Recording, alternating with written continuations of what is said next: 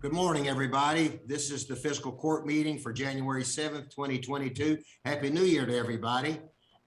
Today, we are going to start with our work session. And because of the inclement weather that we are having outside or have had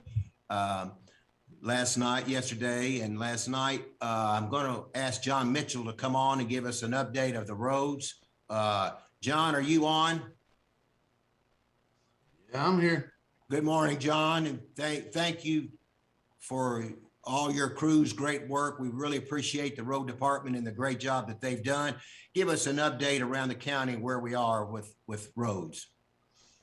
We're, I don't know, probably 50–60% clean. I mean, they cleaned up pretty decent given the situation. So the cold weather caught up with us, and when it gets that cold, salt doesn't do real well. So we're doing the best we can do.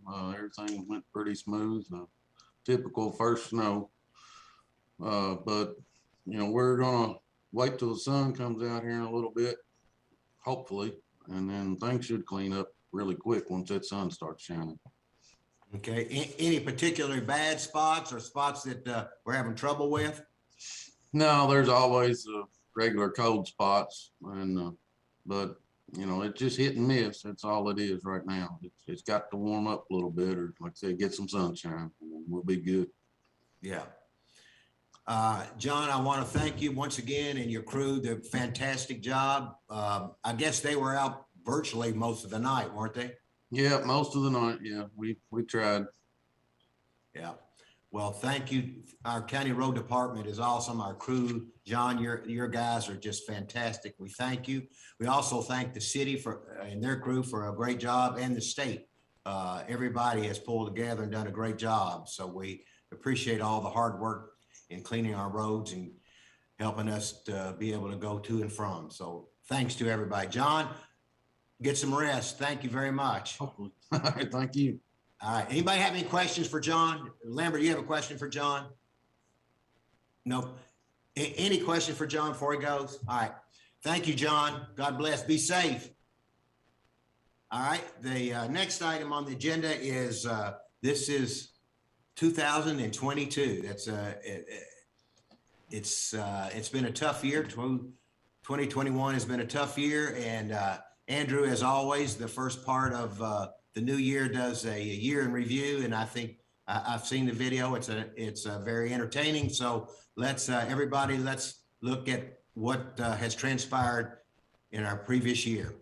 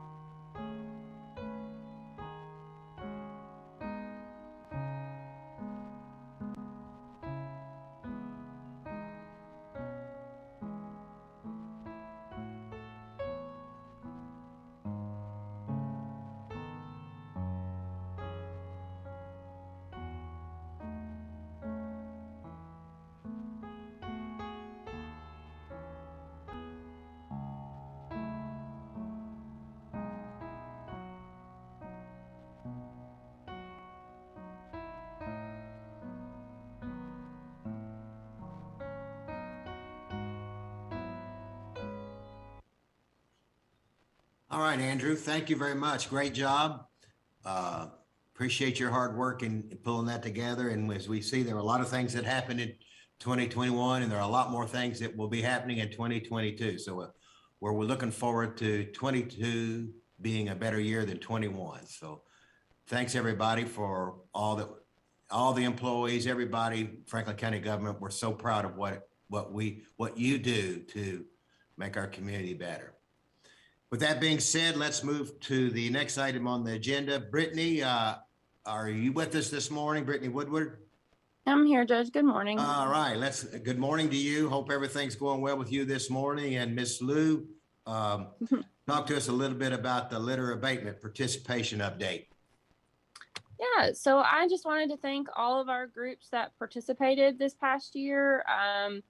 All in all, we cleaned up about a little over 300 miles in the county, collected near 1,000 bags of trash. So thank you everyone who participated. That includes Western Hills Home Run Club, Second Street Baseball, Frankfort High Baseball, Franklin County Humane Society, Memorial Baptist Mission Team, Frankfort High Golf, Frankfort High Class of 2022, Franklin County High Quarterback Club, Western Hills Tennis, Frankfort Civil Air Patrol Squadron, Western Hills Cheer, Second Street Football, Bondurant Football, Western Hills Volleyball, Frankfort High National Honor Society and Beta Club, Scout Troop 1281, Franklin County Dance Team, the Traveling Panthers, Elkhorn Middle School Cheer, Cap City Crush 2011 team, and Second Street Softball. So I wanted to thank everyone who participated this year. Sign-ups who participated last year, sign-ups for this year's litter cleanup will likely go live probably around Valentine's Day. So February 14th, keep an eye out. Anyone who's interested in participating, it'll be published in the newspaper, on our websites, on our social media, and any other place I can get it out. So we can hopefully have some new folks participating this year and more organizations that will benefit. While I'm on here, the other thing I wanted to mention, there is no trash pickup today, due to the roads and everything. So all Friday routes, as well as anyone who was missed yesterday for Thursday's routes, Central Kentucky Hauling will be attempting all of those tomorrow. So please, if you have Thursday or Friday pickup and you weren't picked up yesterday, please keep your carts out, and they will attempt to get to you tomorrow. So that's all I've got. Okay. Any questions for Brittany and all presenters? Squire Sebastian has reminded us that she's asked that all presenters, if you would and if you can, please put your video on if you can. Thank you, Brittany. Sorry. Thank you. And there's a question by Squire Tracy for you. Good morning, Brittany. Quick question. Has the information in regards to trash pickup, has that been relayed through the resources there at the county, Facebook, webpage, all of that? Has that already been relayed? Yes, I got that up a little bit before the 9 o'clock hour because I didn't get an email until about 8:40. Okay. All right. Thank you. Okay. Any other questions? All right. Thank you, Brittany. Appreciate your good work. Thank you. Thanks so much. And we're looking forward to next year or this year's 2022 litter pickup. All right. The next item on the agenda is the Joint Task Force on Invasive Species recommendations. Chris Schimler is on. Chris, if you could use your camera and speak to us if you can.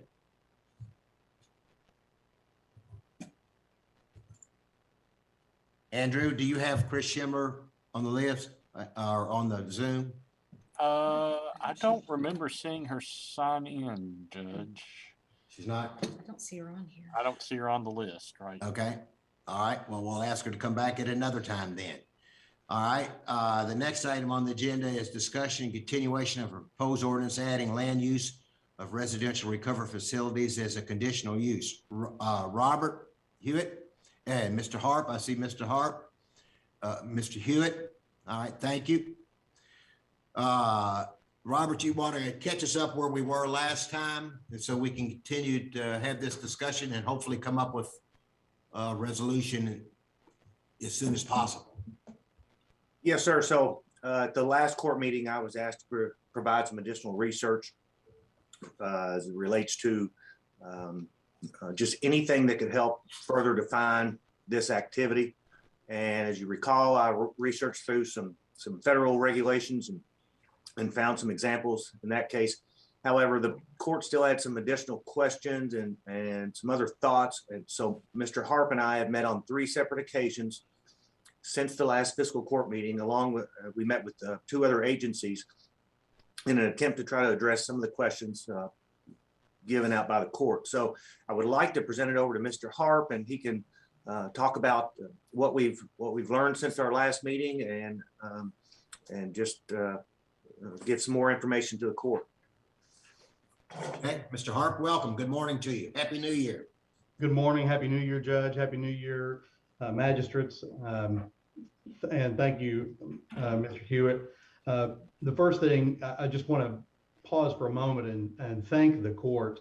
As we've observed in the past, it appears that, in our opinion, really none of the counties around us seem to be doing this well. And I want to express my own gratitude and thankfulness to the court for taking the time to do that, to try to do this well, to invest the time and attention that this needs, to give it the thoughtfulness that it deserves, so that we can come up with a solution that in the end is the best thing that we can, the best that we can do for Franklin County. As Mr. Hewitt indicated, he is right. Yes, he and I seem to be getting to know each other pretty well over the last several weeks. We've spent a lot of time in meetings talking about this problem and this issue, about how we might put together and conceive of some revisions, some changes, and or just find some information that may answer some of the questions and concerns that the court has expressed. So I believe that we've obtained some information that is going to answer and or address the concerns that the court has illuminated, as well as in a couple of places even highlight for us some ability to make some revisions to the text of the text amendment as it currently exists, as proposed, in a way that we believe will in fact address those concerns. There are really about 3 categories or 3 areas that Mr. Hewitt and I have tried to attempt to address based upon the expressions of the court at the last meeting and the meetings before that. The first was a question about waste capacity, about the handling of waste from a facility. There were questions about whether the health department would be involved in that. And Mr. Hewitt and I met at length with John Cameron at the health department, and he educated us both, and probably educated me more than Mr. Hewitt, but educated us on the requirements that would fall upon a facility that was on out in the county, out not on city sewer. He explained to us that in addition to just the overall need to for there to be a site plan or a review, not site plan, but a review in the event that there was a conditional use permit application, that in addition to that, there would be some higher minimum waste handling capacity based upon the use itself. So he explained to us that the health department would group this with mental health facility. It's a broad category that involves a lot of different categories, but the bottom line is that they would place upon the facility a significantly higher waste handling capacity than, say, a residential facility of the exact same size. Residential facility meaning a home. If it was a private home of the same size, it would have a lower requirement for waste handling than a mental health facility, where it would require significantly higher waste handling capacity. As he explained to us as well, whether the land in question, the actual real estate, would be adequate to support such a waste handling mechanism, whether that be septic, septic or otherwise. He explained to us that, you know, whether the land can support that is very site specific. It depends upon the land itself, whether there are heavy slopes and undulations, whether the land would support the size of a facility, even if it was on a smaller lot or a larger lot. He also explained that one of the safeguards that is built into the regulations is the requirement that in addition to having the size, the space necessary to develop the septic handling system to support the facility in question, the regulations also require that there be enough real estate left over, unimpeded by other buildings, to do the same thing all over again. The purpose of that, of course, is that if the original system fails, there's room to put another system in of the same size to handle the same capacity. We talked about the fact that the health department may require a grease trap depending upon the level of the food service provided and the capacity again. But as all of these things are, it would be very program and site specific as to whether that would be required. There may be some opportunity for some variances in that regard if it was a smaller facility and the food service was limited, et cetera. But essentially, the health department inspection would confirm that the facility in question can support the use. So in other words, sort of coming full circle on this particular issue, when an applicant would put in for a conditional use permit, they would have to go to the health department if they're on, if they have septic, or if they do have food service of a level that would require the health department to approve of their kitchen, the grease trap, et cetera. And the health department would actually physically inspect the property to confirm that the facility supports the use itself. So with regard to the question as to whether a facility, a location specifically would have the ability to support the intended use as a residential recovery facility, the health department would have an opportunity through the conditional use permit process to inspect the property and make findings, recommendations, otherwise, and eventually either certify or not that the facility would be able to support that use. One of the other issues that was raised on a couple of occasions was a question as to emergency response. Mr. Hewitt and I met at length with Chief Brewer to discuss possible measures to identify and or address emergency response. For example, medical runs, which are a majority of the calls that the fire department makes. And we've identified really two sort of protective measures or safeguards that we think should address the concerns of the court. The first is sort of baked into the cake, if you will, and that is that with any conditional use permit application, there would be a requirement that the fire department perform a facility inspection as a part of that process. Obviously, Mr. Hewitt can confirm what I'm saying here, but the fire department would perform a facility inspection as a part of that process routinely.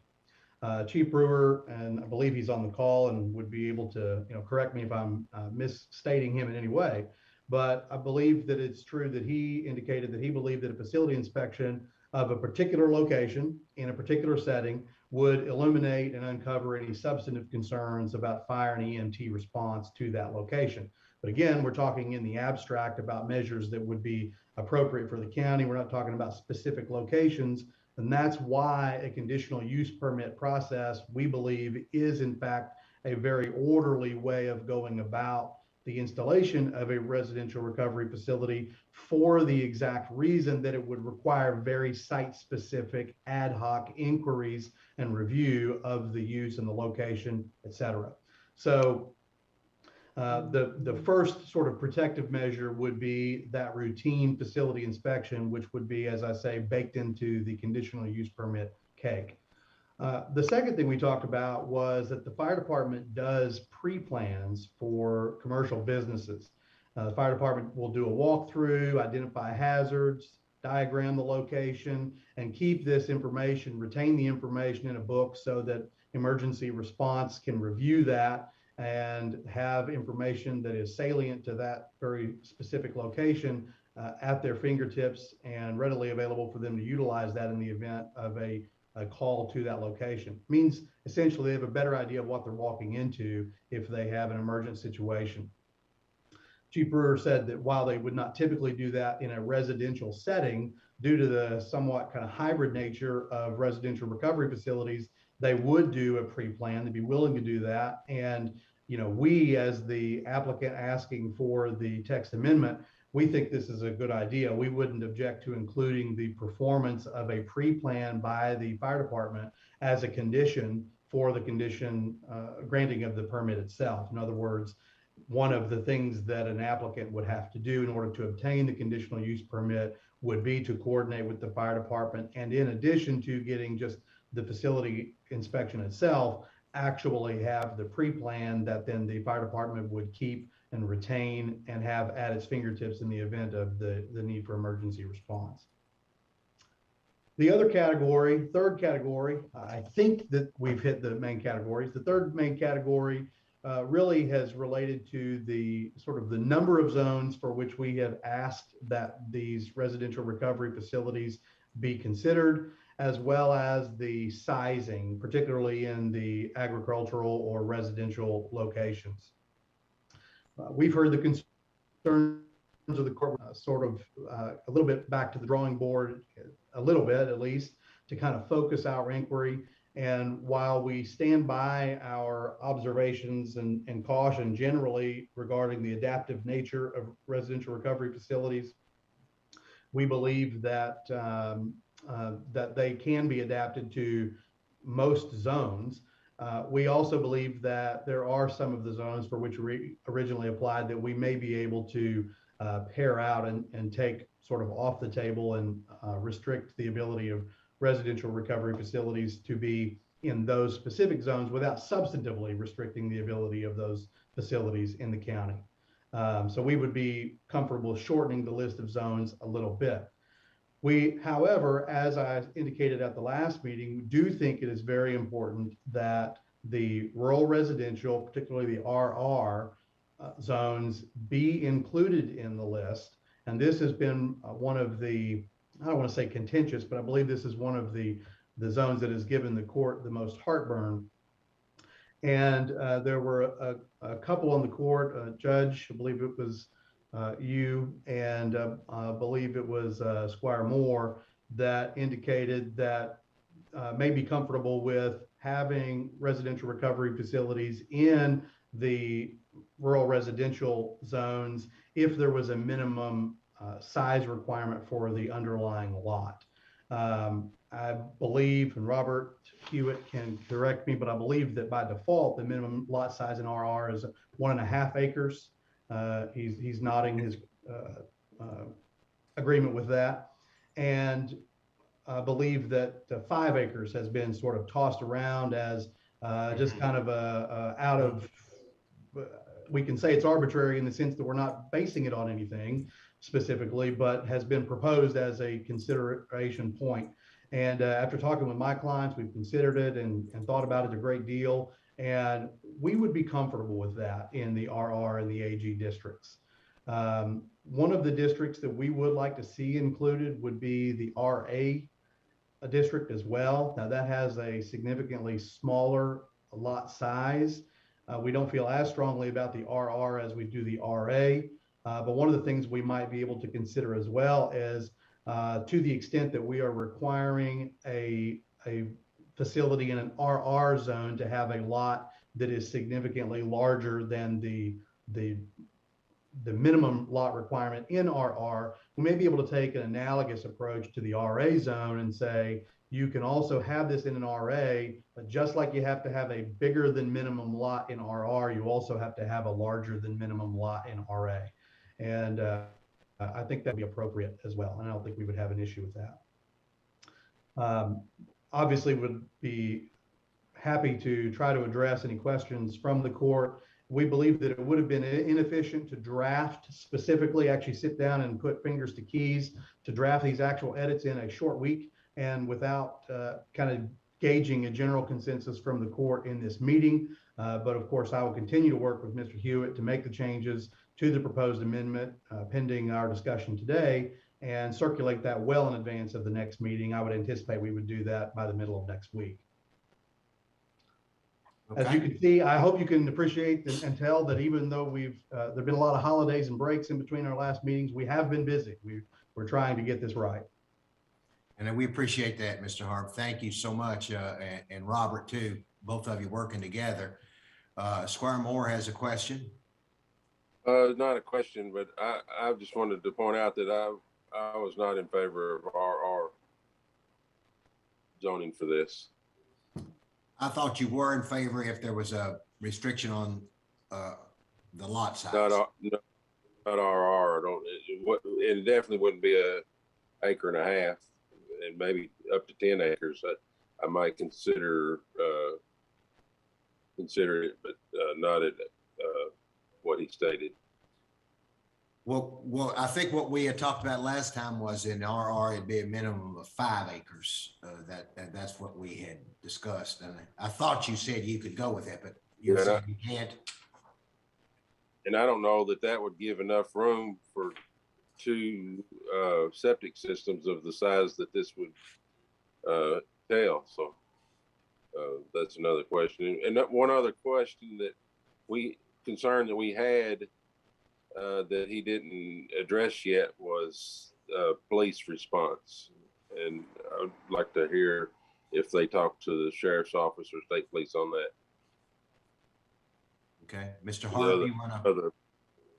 Yeah, first of all, I will apologize for misunderstanding Mr. Moore at the last meeting. I'm sorry, Squire Moore. That was my understanding as to what he indicated in the meeting, and I apologize, sir, for misunderstanding what you had indicated in that meeting. In answer to your question, Mr. Hewitt and I have not had a chance to meet with anyone in police response, with the sheriff or someone in the sheriff's department. I'm not opposed to doing that. We've simply not had an opportunity to do that yet. Squire Muller. Thank you, Judge. Mr. Harp, thank you for all your work and the meetings in this. Robert, can I ask you a question? And I don't want to speak for the court, but I think a lot of the concern is, like Squire Moore, seems like he had something going on out in his district. If we grant, let's just say, a permit for a treatment center, wherever it might go in whatever residential area or commercial or wherever, if things don't go well, or if there's complaints or problems and things, can there be something put in there that their permit could be revoked? Yes, that's currently in the regulations. And so if there is an issue of non-compliance with the conditions imposed by the Board of Zoning Adjustments, I, as the administrator, would report that back to the Board of Zoning Adjustments, and the permit is revocable. So yes, that's all. So let me ask you this. So if there's complaints with Sheriff's Department or Health Department or whatever, who oversees that then? That would be your office, I'm assuming? Yes, my office would likely receive those calls or work in conjunction with any of the agencies that may get them directly as well. Now, a complaint about, I don't know, loud noise per se, I don't know, something benign like that, really, it would not likely be a condition imposed by the Board of Zoning Adjustments. That could be, that's just things that happen, whether it's a loud vehicle or whatever. There's a lot of complaints that come in for various things. A lot of them are about chickens, and so we have to handle those complaints on a case-by-case basis and see if it is related to one of the conditions imposed by the board. But just to reiterate, the permits are revocable by the board, and I would administer that action. Okay, thank you. Yes, sir. Any other questions? Squire Tracy? And I'm not sure if this will go to Chief Brewer or Robert or who. So in regards to the pre-plan and the county personnel having the information on hand and available, in the past, city ambulance services have been tied up and not available to answer county runs. EMS services have came in from surrounding neighbors, either Anderson or Shelby. Could that have a potential effect on or at the facility if passed?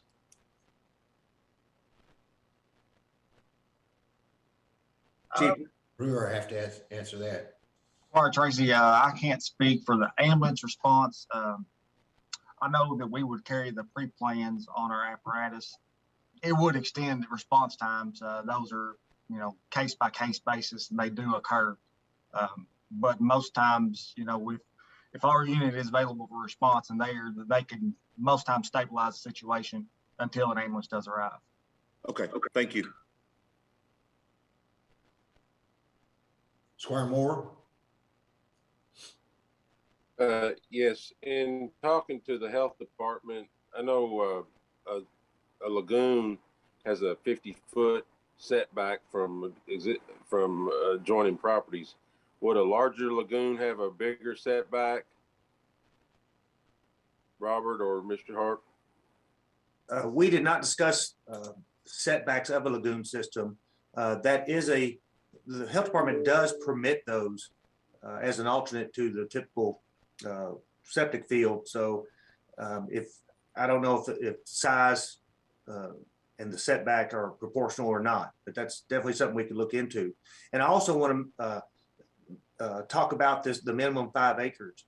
When we met with Mr. Cameron, he said just because you have X acreage doesn't necessarily mean that that the whole property is good for dealing with the waste treatment. So with 5 acres being a minimum, it could be based on Mr. Cameron's evaluation of the site that 6 acres is needed or something of that nature. But at least 5 is hopefully adequate to address the waste needs. But as a minimum, it could obviously go higher based on. And that would be determined by the health department and the septic systems? Yes, sir. And so Mr. Cameron, if it's an existing system and this use is proposed, Mr. Cameron would do a field inspection of the existing system to determine its adequacy and then do the calculations per his regulation to determine whether or not that's adequate to serve the needs of the facility or if additional treatment is required. So as Mr. Harp indicated, this use they have classified into a group of other uses, and so the sizing of the system is based on gallons per person per day, as opposed to how a residential home is done, is based on maximum flow depending on bedrooms. So the size is proportional to the number of occupants. And Judge, if I may, I actually have those numbers in front of me just for the court's information. Typically for a residence, that would be sized based upon 110 gallons per bedroom per day. In this particular use, the health department would want to see 90 gallons per person per day. So as you can tell, if there are people sharing rooms, that would substantially increase the amount of waste management, waste handling that would be required. Robert, would you mind for the court, for the audience today, to explain the difference between RA and RR? Because that evidently is an issue now. Okay, so they are both single-family detached districts, if you will. The rural residential requires a minimum lot size of 1.5 acres, and that is due to the fact that the majority of rural residential zones are not on public sewers. So that does allow, as Mr. Harp stated earlier, allow for the installation of a system as well as a reserve area to construct a new system if the original one failed.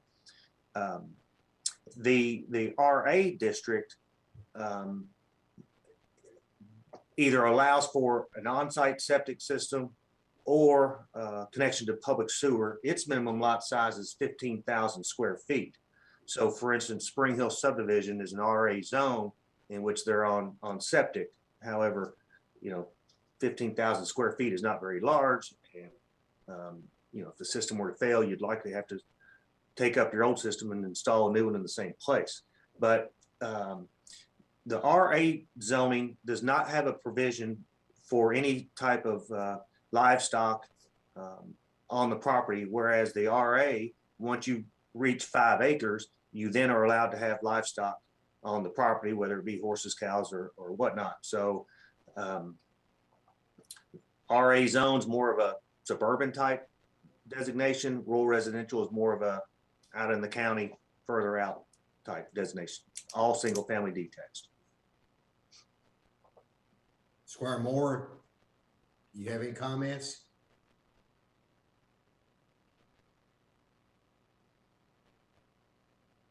No, I don't think so. All right, at the moment. So you're saying that you don't like the idea of the RA? Right. Or the RR. Robert, what do you think about AG on this situation? On this? Well, you know, the agricultural zone, as written in our regulations, is unique in that it allows other activities that are not quote unquote agricultural in nature, such as, you know, storage units and buildings. You know, its minimum lot size is 5 acres, but oftentimes our ag districts are much, much larger than that. The Deatons and Mr. Harp have expressed an interest in their program, utilizing, you know, animals, livestock, things of that nature as part of the treatment. And if that's the case, then you know, I think it would be appropriate in the ag district, because it you know, it could, you know, still appear as though it's maintaining its rural and agricultural character. Because from the exterior, it would just look like a home with animals. So I think it would blend in well in the ag zone.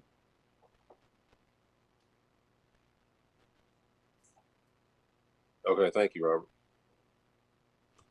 Okay, any other questions, concerns, direction? Mr. Hart? If I may, Judge, thank you. I just want to reiterate once again and highlight the fact that our desire to have these residential recovery facilities in districts like RA and RR is due in large part to the highly adaptable nature of residential recovery facilities. We've talked about this over several occasions, the fact that these programs, these facilities, these units do not all look the same.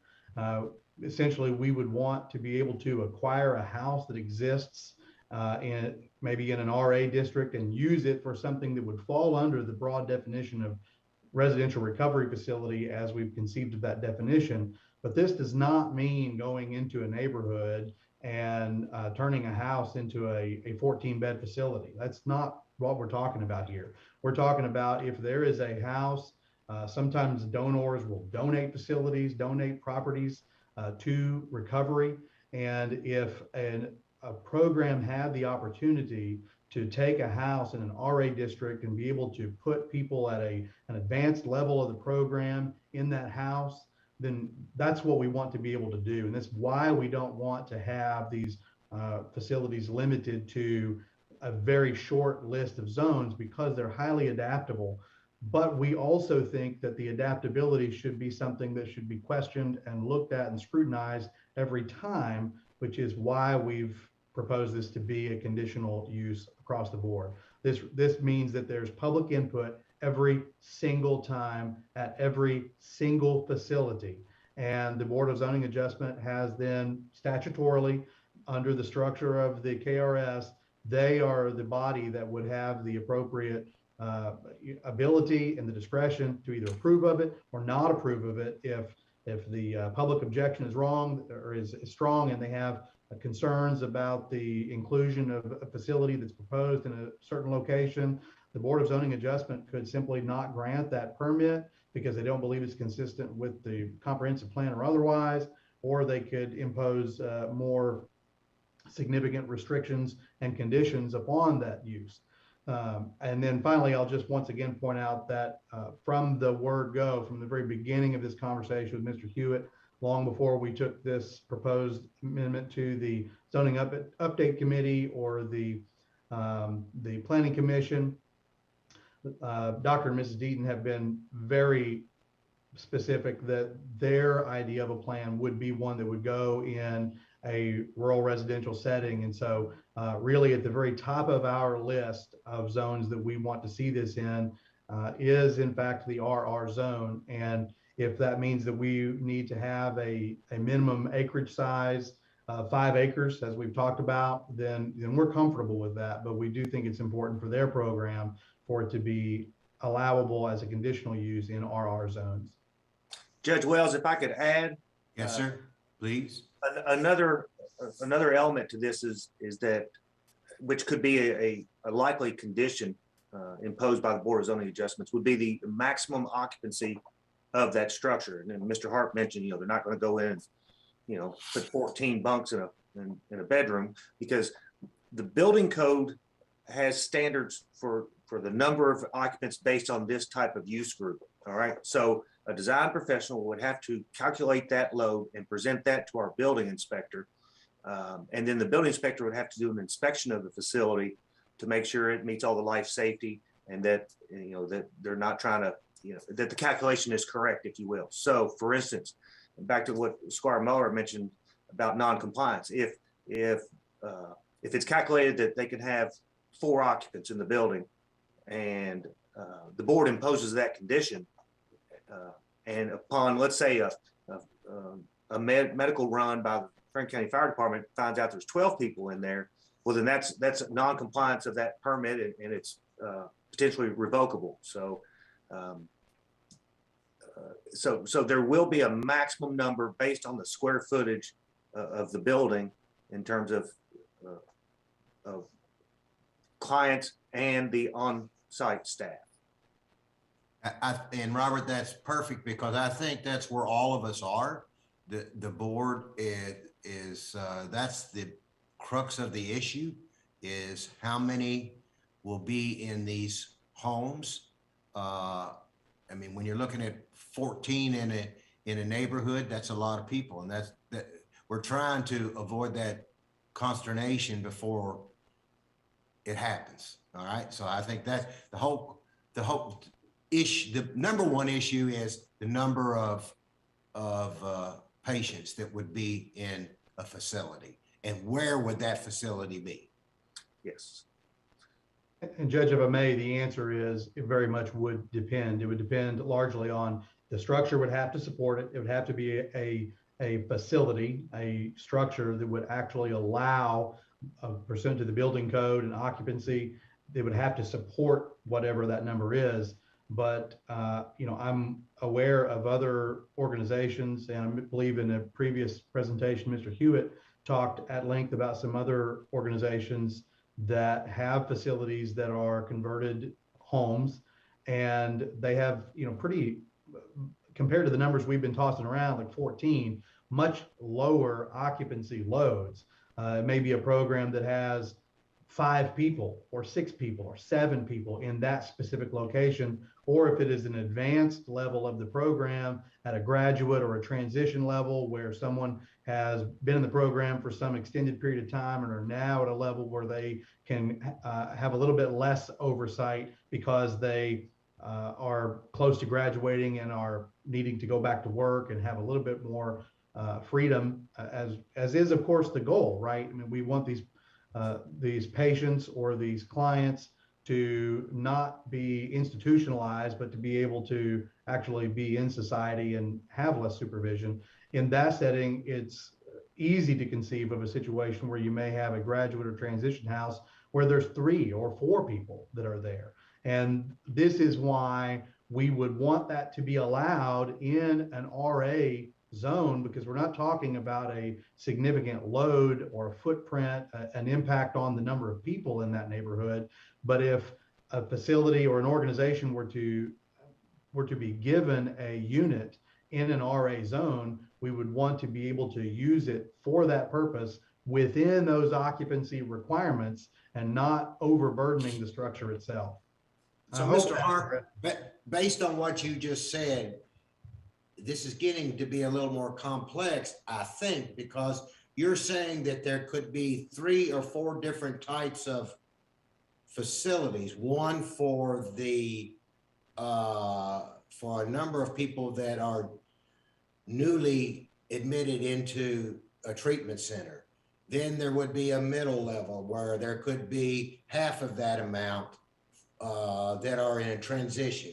And then there could be a graduating level. So you don't see all of these in one facility. You see them in 3 different types of facilities. Yeah, I hope that you're not too disappointed with my answer. The answer is it depends. There are many programs that very much have a single facility, and from day one to day final of that program is all at one location, one address. Nothing wrong with that. And again, that's the model that a lot of organizations do follow. But there are other organizations that would have like a transition house or something like that that would be available to someone who's still in the program, still being supervised, but as less intense supervision than someone who's newly admitted to the program. We are proposing a text amendment that we believe is a big tent that covers all the different tacks, different approaches that as best as we can that have been proven to be effective. And we want those to be allowed in Franklin County, even if that's may or may not be the type of actual approach that my clients, the Deatons, take. I hope that's not too unsatisfactory of an answer. Well, I mean, all of this is a work in progress. So I appreciate your insight on that. And I appreciate your working to try working with us and all of us working together to see what we can come up with. Squire Muller. Thank you, Judge.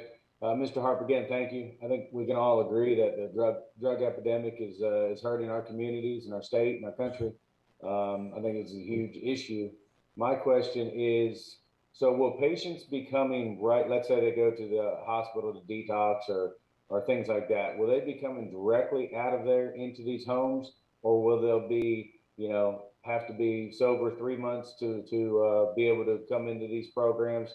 Can you kind of explain that a little bit as far as what part of the sobriety these homes come into play? Yeah, I would defer to, I believe I saw Dr. Deaton on the call earlier. I believe either he or Melissa Deaton are on the call with regard to their specific program. However, more generally, the answer is, again, it depends. There are some programs that would allow someone to go directly into the program and go through detox. There are a lot of facilities that do not allow that to take place, that you've got to be fully detoxed and non-dependent upon medication of any type before you come into the facility. There are a lot of models like that. That is the kind of inquiry that we believe would be well suited for that ad hoc, site-specific inquiry in front of the Board of Zoning Adjustment. Okay, what kind of program are you looking to put in here? Who's going to be in here? How are they getting here? Where did they come from? What level of dependency do these particular clients have? Those are all the kinds of inquiries and that gamut of questions that would be well situated at the Board of Zoning Adjustment that is, again, statutorily empowered to make those very ad hoc. What about this program? Because they're not all created equal. And sort of back to the question about even within a program, when with regard to the zoning, if a program is granted a conditional use permit, this kind of harkens a little bit back to Judge Wells' concern. If a program were granted a conditional use permit for part of their program, that doesn't mean that they get to go across town and open up a new facility for a transition home without doing the same process all over again. In other words, this conditional use permit would be location specific, not organizational specific in that sense. Meaning, if an organization comes in and they want 3 different locations, however those are classed, they're going to have to go through 3 different conditional use permit applications. That means 3 different public hearings, etc. And obviously that would be a significant investment of time and resources, something that an organization would have to consider the cost as to whether it's worth it to open that many facilities and go through that process that many times. Hope I've answered your question, Squire Muller. No, you have, and I appreciate that. Judge, like I said, I think this is a problem our whole community is suffering from. I don't have a problem with the applicant's request, as long as there's a, you know, conditional use and the appropriate things are written in there. I think Robert understands at least where I'm coming from with this. Can't speak for anybody else, but, you know, I think, you know, we gotta help people in our community, but I also appreciate the court, you know, is being cautious about their constituents. You know, they're worried about their neighbors and things like that, which is understandable. So, but I think everybody on here has been touched by this. So thank you. Judge Wells, if I could add to what Mr. Harp stated, not only are conditional use permits site specific, but they're non-transferable. So for instance, if a conditional use permit is granted to a location and it's to a specific company, if another company acquires the company that had the permit, the new company has to reapply for the same kind of permit. So, you know, because programs may be different, but anyway, not only can you not pack up your conditional use permit and go to a new location, you can't change names, you can't change companies. So it's locked in to that board's approval and that application. So, and we've had that happen before, where, you know, a company got acquired by another company and we made them go back through the process. So it provides that assurance to the board and to the public, you know, on the record of what they're doing, how they're going to do it.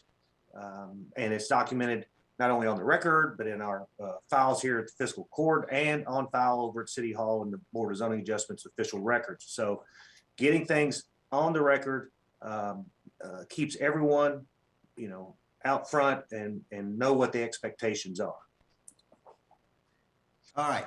So Mr. Harp, knowing that all of us, as Squire Muller said, that it has affected all of us in some form or fashion, we're all empathetic to the need. What is the next step in this process, do you think? I'll tell you what I hope. Okay. What I hope the next step in this process is for me to get together with Mr. Hewitt and for us to, based upon the number of conversations we've had at this level and the conversations that he and I have had with you know, agencies, as we've kind of highlighted this morning, to go back and incorporate some of those changes into the zoning amendment as it is currently proposed, and to then circulate that. And I would hope that at the, I'll defer to our county attorney as to the procedure, but it's my understanding that there's been a first reading that can be amended in the meanwhile, and then there can be a second amendment, a second reading of that amendment as changed. And I would hope that at our next fiscal court meeting, the fiscal court would be positioned to approve of that and to adopt the text amendment as revised, as to be revised, with the incorporation of some of these things we've talked about, like minimum sizes in our districts, et cetera. Mr. Hewitt, you agree? You okay with that? Yes, sir. Okay. Yes, sir. Amber, you want to say something about the first reading? I had some conversations with Robert. I just have concerns that the first reading took place quite some time ago. And if there are major changes, I suggested that we have a new first reading so that we could advertise that and make the public aware, but that's totally not my call. That was just a suggestion that I made. Okay. Squire Sebastian? Thank you, Judge. Could we have, I think Mr. Harp posed that question to the county attorney. Maybe he could weigh in and kind of give us a little bit of information about this, because I think we all wanted to understand what we're looking at. And I appreciate the clerk adding that information, because it is good to keep this kind of thing right in front of the public. Thank you. So I'll see what council has to say. We'd be glad to take a Welcome. We'd be glad to take a look at it, Judge. If anything comes up, as it comes up from time to time. Okay. So if we get to a point, Mr. Hewitt and Mr. Harp, on where you all want to be, where you think it's presentable, if you'll give us enough time. I think the next court meeting is on the 20th. That is correct. On Thursday, the 20th. So what we'll do is, if you give us enough time, then we'll present that to Mr. Sparks and have a discussion whether that should go back to being a first reading or not. Yeah, Okay. that's perfectly fine. I'll be happy, and I can even get that directly to Mr. Sparks, probably the middle of next week, I would anticipate, and reach out and get that directly to him if that would be more efficient. And then he can obviously advise the court on what would be the more desirable approach. Incidentally, I would anticipate that the amendment as proposed to be revised would not be a substantive rewrite. It would simply have some adjustments to it, some tweaks, and some inclusion of some new conditions, but it would not be a substantive rewrite starting over. And so I think it would be substantively similar to what's already been circulated and proposed. I'll obviously leave that up to Mr. Sparks to advise the court on the most appropriate path forward. Okay. Thank you, sir. We'll take a look at it, Judge. Thank you, Counselor. Mr. Squire Tracy. I'm sure someone's asked this question, but I'm gonna ask it again. Medications, will they be kept on site? I would defer to the Deatons as to regard to their specific program. I am speaking a little bit out of turn because I believe what they said in the past, I believe that question did come up, and I believe they indicated that there were some medications that they would keep on site, but that there would be some restrictions on the types of medications that were allowed on site.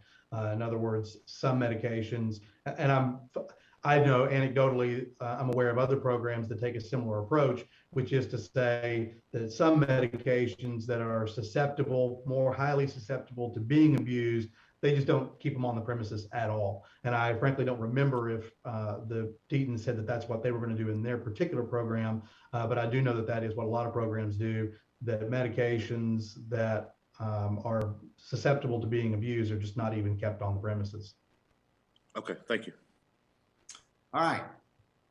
Good discussion. I think we're, Robert, if you and Mr. Harp will meet again and come up with a plan, and then we'll decide with Mr. Sparks' help on whether that will go back and do a first reading or not.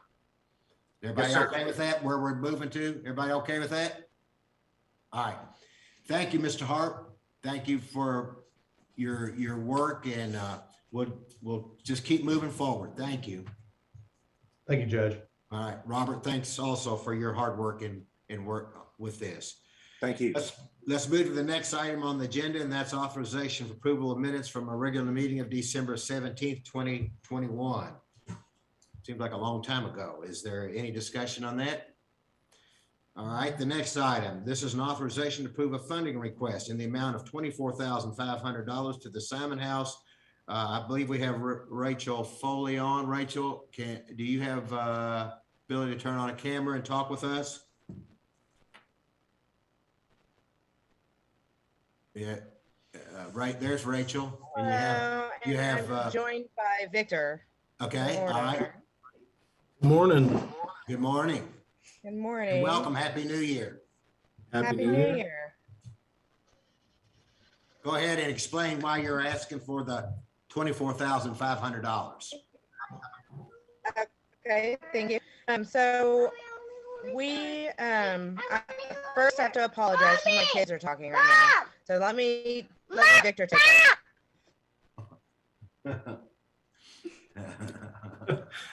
Well, while she's taking care Go ahead, of that, Victor. Yeah. While she's taking care of that, I just want to start by thanking the county in the first place. The Simon House is absolutely thrilled about this new shelter and what we're able to provide to the community with having it. And we do realize how much of this building has been from the county.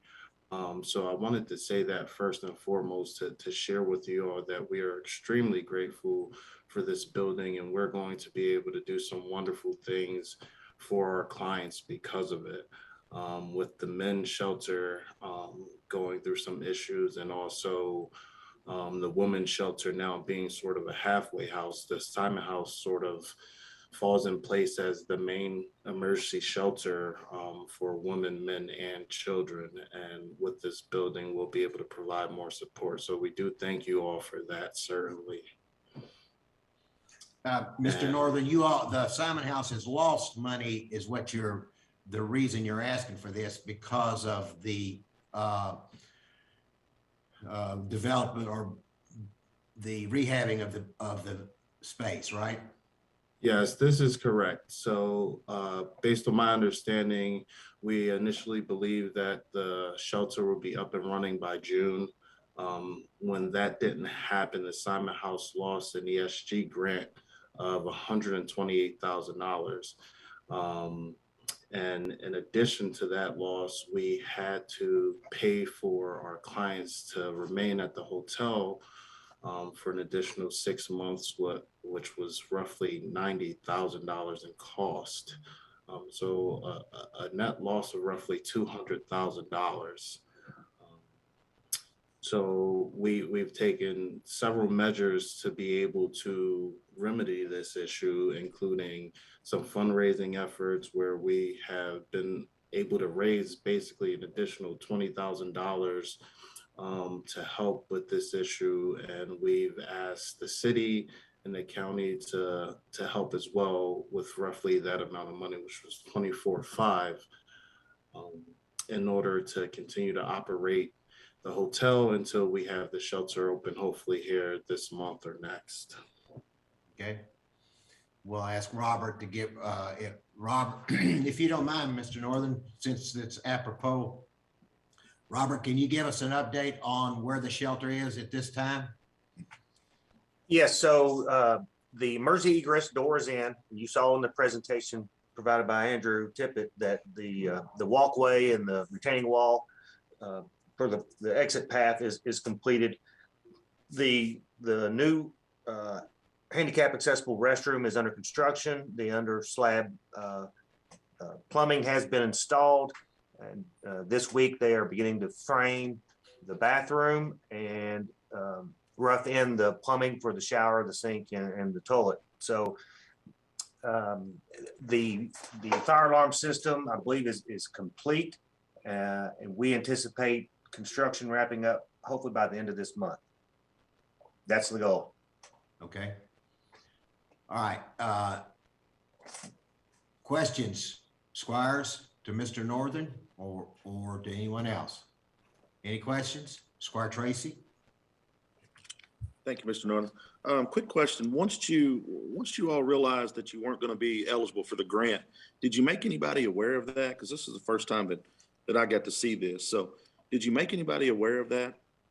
Yes, we've been speaking with the county about it for several months and meetings. I believe we've shared through emails as well.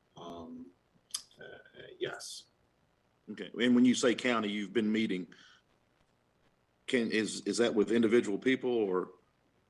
With Judge Wells, Tambra, and that's as far as I know. It didn't at first. And going back to as late as September the 15th, I think we were given a presentation by city staff Blair Hecker. She stressed about the minimal work that would be needed to be done on the first floor to get you all in. And I think she also stated that would be administrative offices only. Obviously something changed somewhere. Can you touch on that? Can you repeat your question? I'm sorry. Could you repeat that question? Yes, September 15th, 2020, there was a meeting where Blair Hecker presented to the county a plan in regards to the Simon House and the facility at 231 East Main. It was mentioned that there would be minimal work needed to the first floor, that it would be used for administrative offices. Obviously, other things have happened and it's taken longer to get that open. But I'm not sure where the direction went and why it took so long, if that was the case, to just be administrative offices upstairs on the top floor. I'll let Robert, because that there has only been minimal work done on the administrative offices. The work has been done on the basement level. Robert, you want to explain that? Yes, sir. So on the upper level, that is the location of the administrative offices. The work that was performed to accommodate the office space was heating and cooling. Other than that, along with the fire alarm that's needed for downstairs, that's the only work that was done to accommodate the upper floor administrative office use. The delays or the reason that we're still dealing with construction is because of the work needed to accommodate the actual shelter facility itself in the lower level. Hope that answers the question. Yeah, it does. And I guess my question to go into that would be, the delays have been communicated. And again, I guess I'm looking at this like this is, we're getting information now that basically says, we got to have this. We got to have this to keep this up. So I guess that's where I'm coming from is it would be much appreciated to get this information when you realize that you've got a problem that's coming. We have continued to communicate throughout the time when we were, this shelter, this temporary shelter was only ever meant to run for at most 4 months. It was not, the delays in opening the shelter downstairs has been what has kept us up and running. We have, we could not just, it has been difficult because the need has been so great to not continue the temporary shelter. If we do not continue the temporary shelter, we're looking at putting 18 rooms of people at the hotel out back on the street, and we already have a wait list of 30. We did communicate that we've been having this, that the shelter has been going, that we've been having to use the money that we had available through our COVID money to keep this up and running. And we've used just about every penny, that we had of COVID money to keep it going, and we want to keep it going. And that was the intention of getting that grant. If we needed to, we could use that for the temporary, but also to keep our shelter in that same smooth transition once it's available. We have reached out to you all, and we have also made this request to the city. And we've also reached out to Kentucky Housing and asked for additional funding when their grant periods are up, like the COVID grant that we received from them was up. They often have people or agencies that return money, unused money. So we are also working with them with a request for funds for people who have not used their money, if they can reallocate that to our agency to make up some of that difference in that shortfall for the grant we did not receive. So, and then that is the plan with bringing Victor on as VP of Advancement, is that we are also looking in many different directions to keep going, to just the temporary shelter. Running that out of a hotel has obviously been very expensive, and so this is just to keep that going until we can get the shelter open, and then we'll be able to move forward. This is not saying that we're not going to have the funding or we're not going to not be able to open the shelter. It's just that we want to keep these people off the street. And, Right. If we do not do that by looking for money to keep the temporary shelter open, then it's very possible that we might have to say, we'll have to shut that down and then let people back in once we get our shelter open, if that makes sense. It does. And thank you. And thank you for all you do. So it's greatly appreciated. Thank you. Thank you. Squire Blackburn? Yes, thank you, Judge. I want to thank you guys for being on here today.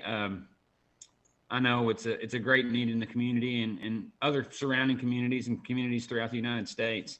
I recall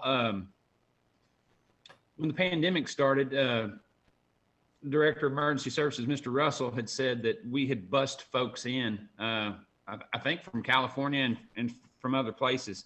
And I think it's great that we work with other communities, and if we have the resources we feel a need, and we can take it. But at the same time, are those folks that have been bussed in, are they still in Franklin County? Do you know?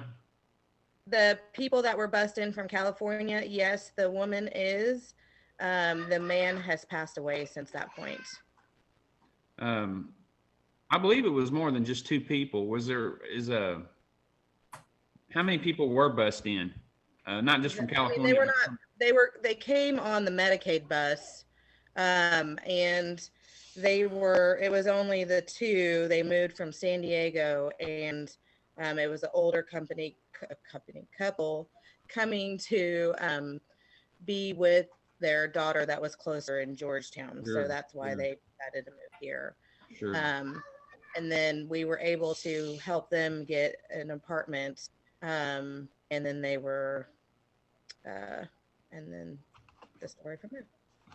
That's great. I was under the impression that not just those people from California. I was under the impression we had more people bussed in. But anyway, I just wanted to touch on that. Not bussed in. I mean, we do have people from other counties, but not very many. I without knowing the exact number, but from last year, 90% of our clientele was from Frankfurt or Franklin County. Right. And what's the average stay for someone that's homeless in the shelters? We keep them in our shelter until we can find them housing. So we go through all of the different housing possibilities until we do. So, I mean, we could see them in the shelter for 6 months. We could see them. We don't just kick them out, when a 30-day period runs out. But I say around 90 days is our average. And can I add to that, please? Yes, sir. Go ahead. So, and the unique thing about the Simon House is that they are working diligently to help their clients become more productive members of society.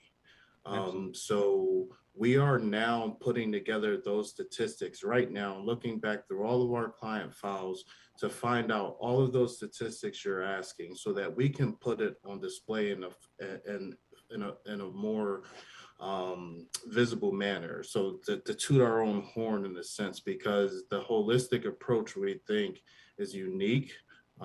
We don't only help the homeless with the shelter, but we help prevent homelessness. We help them sustain their lives after they're homeless when we're able to put them in new housing, and continue to support those. And we also support the community. So the Simon House is giving out food bags for many people who have a home but may not be able to feed their children. And through our advancement program, we are building relationships in the community and other communities, Nashville, Louisville, finding support from churches and other organizations to help this cause. And as we build this, we will certainly share it with you all, because we think we'll do something extremely special. Oh, that's outstanding, Mr. Northern. Yeah, I've been well aware of what you guys do. I think a lot of people in the community don't, and that's the reason why I was asking some of the questions. I want people to know that are watching today, or that will pick this up later, to see the things that you guys do. And it's not just getting somebody off the street and giving them a dry, warm bed for a night. It's a process of helping them integrate back in and getting their lives together. And I really appreciate what you guys do. Thank you. And we would love to, if anybody ever wants any more information, I mean, we can schedule a visit, sit down and talk to them more in depth about what we do with our clients. And like Victor said, we hope to have our 2021 numbers up here very shortly, and we will definitely share those with you guys. Squire Muller. Thank you, Judge. If I could ask Robert a question. Robert, I didn't realize till we got this packet that they were 6 months behind on moving in. Do we have a actual move-in date we can let them know, or that we know? We do not have a substantial completion date established at this time.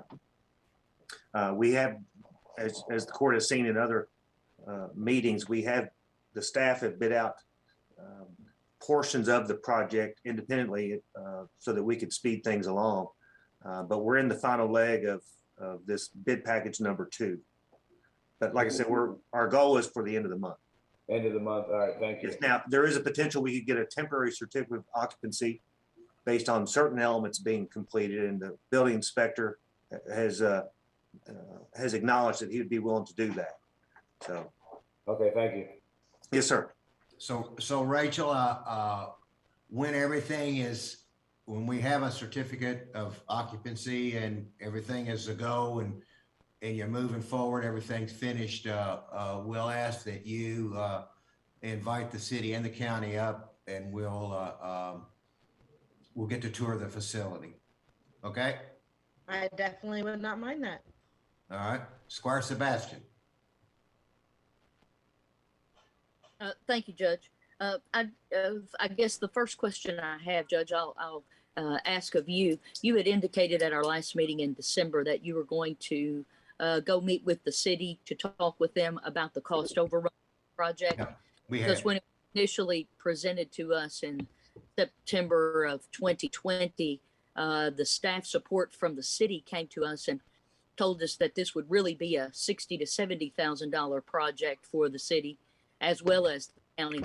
However, we decided as a group to go up to 100,000, and so we have spent substantially more and are still not complete with the project at this point.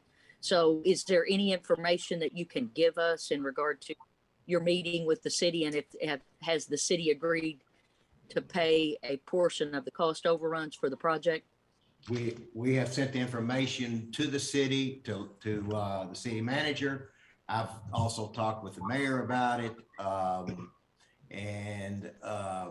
We were going to have a meeting, I think, the other day it was, I believe, and that got canceled because of some issues with the city. But I believe it's next Friday, we have another meeting to discuss several things, and that's one of them on the agenda. The cost overrun. Okay, so what you're saying at this point is we don't know where the city's at, right? No, yeah. Well, let me just say this. There's not a definitive answer. I don't know. It's just not a definitive answer yet. We do have the final cost now, though, based on the bid packages. Yeah, we do have the and final purchases. cost. The final cost is in. I believe I shared that last quarter. And I believe it's $56,000 over, and that includes the architect, which was not part of the original discussion back in 2020. But we had to get we had to have an architect, and so that's 40,000 more. So basically, it's turned out to be if you took the architect out, that's 16,000 more. So it came out pretty well. When you quote that figure, is that for each entity, or is that total cost overrun? Total cost overrun. 58,000. Total cost overrun, close to 60,000. Okay. Total cost. Yep. Squire Including the architect. Squire Sebastian, I'll send out another breakdown sheet to the entire court so that you all can see what the expenses were. Did they have that last time? They do, but I'll send it out again. Yeah, you had it, I believe, in your last packet. That total breakdown. I made a copy and put it with my packet this time so I could ask these questions again. So we had, because at our last meeting, you had indicated you'd be going to the city. So I was just asking that as a follow-up, because based on this sheet, we were given that in December. Obviously, some time has elapsed, so there could potentially be more costs. And I know there were some questions last time as to the type of in-kind and other things, like I had asked several months ago about air conditioning that had been bought for the project. I think there were some other things that were initially charged to the project and now have been charged elsewhere in the county budget. So it's just hard for us to get our arms around what the real costs for this are, as other things are in other line items in the budget. It's really pretty easy. It's on there. It's in the, It's really not. well, I'm telling you, it's, Are in construction for county buildings that is not part of this project, but went toward the project. So, and that's just a lump sum budgeted amount. So it is difficult to get our arms around the final cost for this. The sheet that I sent out was not the GL code for the county buildings. It was based on the project code. So even if those expenses were charged to another line, they were still captured under a project code, which is one of the features that we have in the new VIP software. And Susan can comment on that. But all of those, they're under that project code. And that's how we actually ran that report that was sent to you all. Okay. Well, it might be helpful for us just to make sure that we have all of the costs, like, you know, those air conditioners and some UV lights and HVAC and some other charges, I think, that are maybe contained elsewhere in our budget. That would help us understand the true picture of the cost. Okay.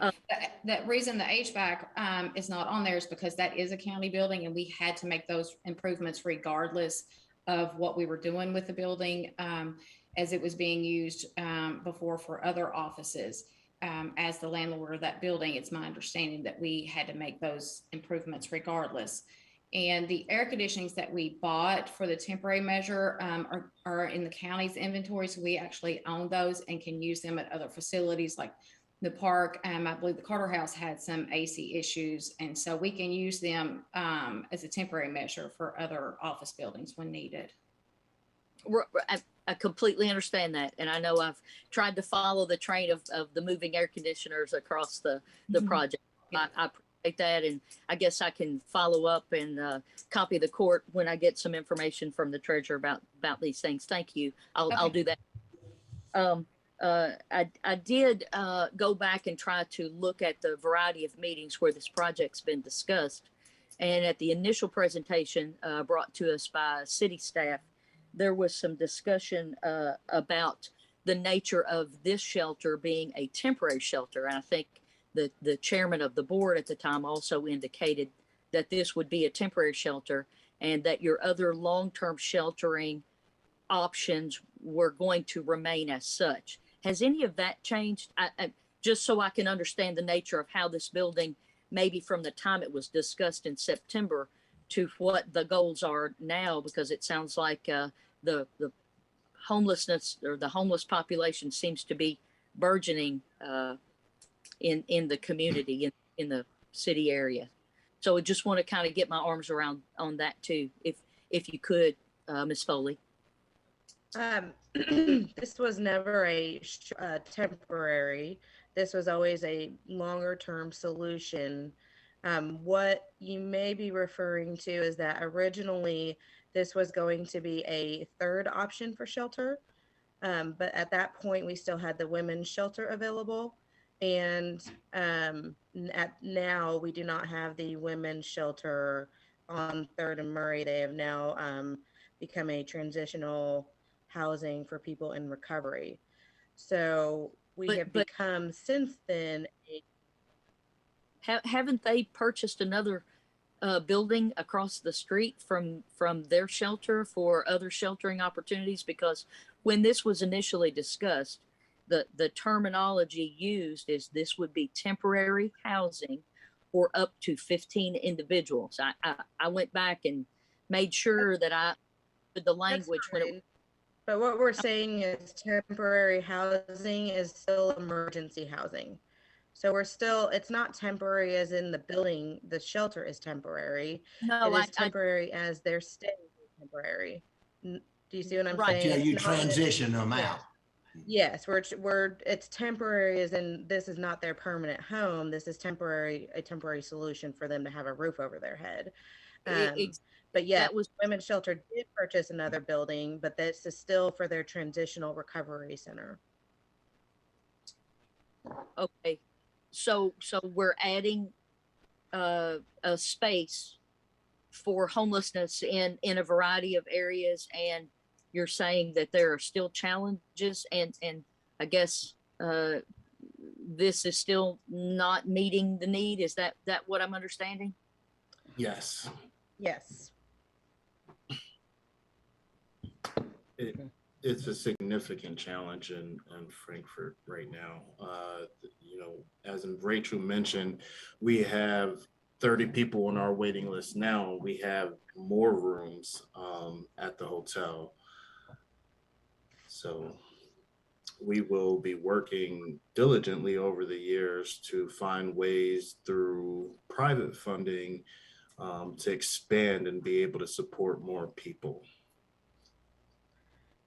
That's correct. And, you know, we work closely with the women's shelter, transitional housing, but they are now, we refer our clients to them if they need that transitional housing. So they don't go in there initially if they are homeless. They go in there if they are in recovery, and on a referral basis. So that's how we still work with them, but they don't just take people in off the street as we do. So does that mean, so are all the shelters or the shelters, I guess, that have been discussed, are they all becoming low barrier? I think that's the terminology. Are they becoming low barrier shelters? Or maybe you can educate the court on that terminology and the tiering of what type of shelters are. That would probably be helpful for us all. Thank you. Okay, sure. Low barrier means that we do not put barriers in front of people to get into the shelter. So if they currently have an issue with substances, we're still going to bring them into our shelter. We're not going to drug test them to get into the shelter. We look at them as humans and that they need some help, and we're not going to put their drug history or their criminal history into consideration when we're putting them in the shelter. Currently, Simon House is the only operating low barrier shelter. The men's shelter is, as far as I know, and I don't want to put words in their mouth, but as far as I know, they are not a low barrier shelter. And then the women's shelter that is now transitional recovery housing is not a shelter. And we have all programs in place to be able to support those people, including therapy and other services that helps them rehabilitate while finding them housing, and again, trying to help them be productive members in Franklin County. Yes. Squire Booth.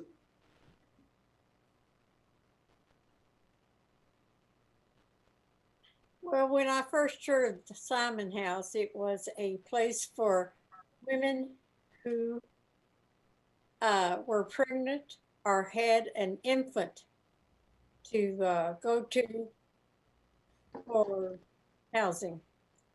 And now I hear your recovery center, and we just talked about recovery centers just recently in this meeting.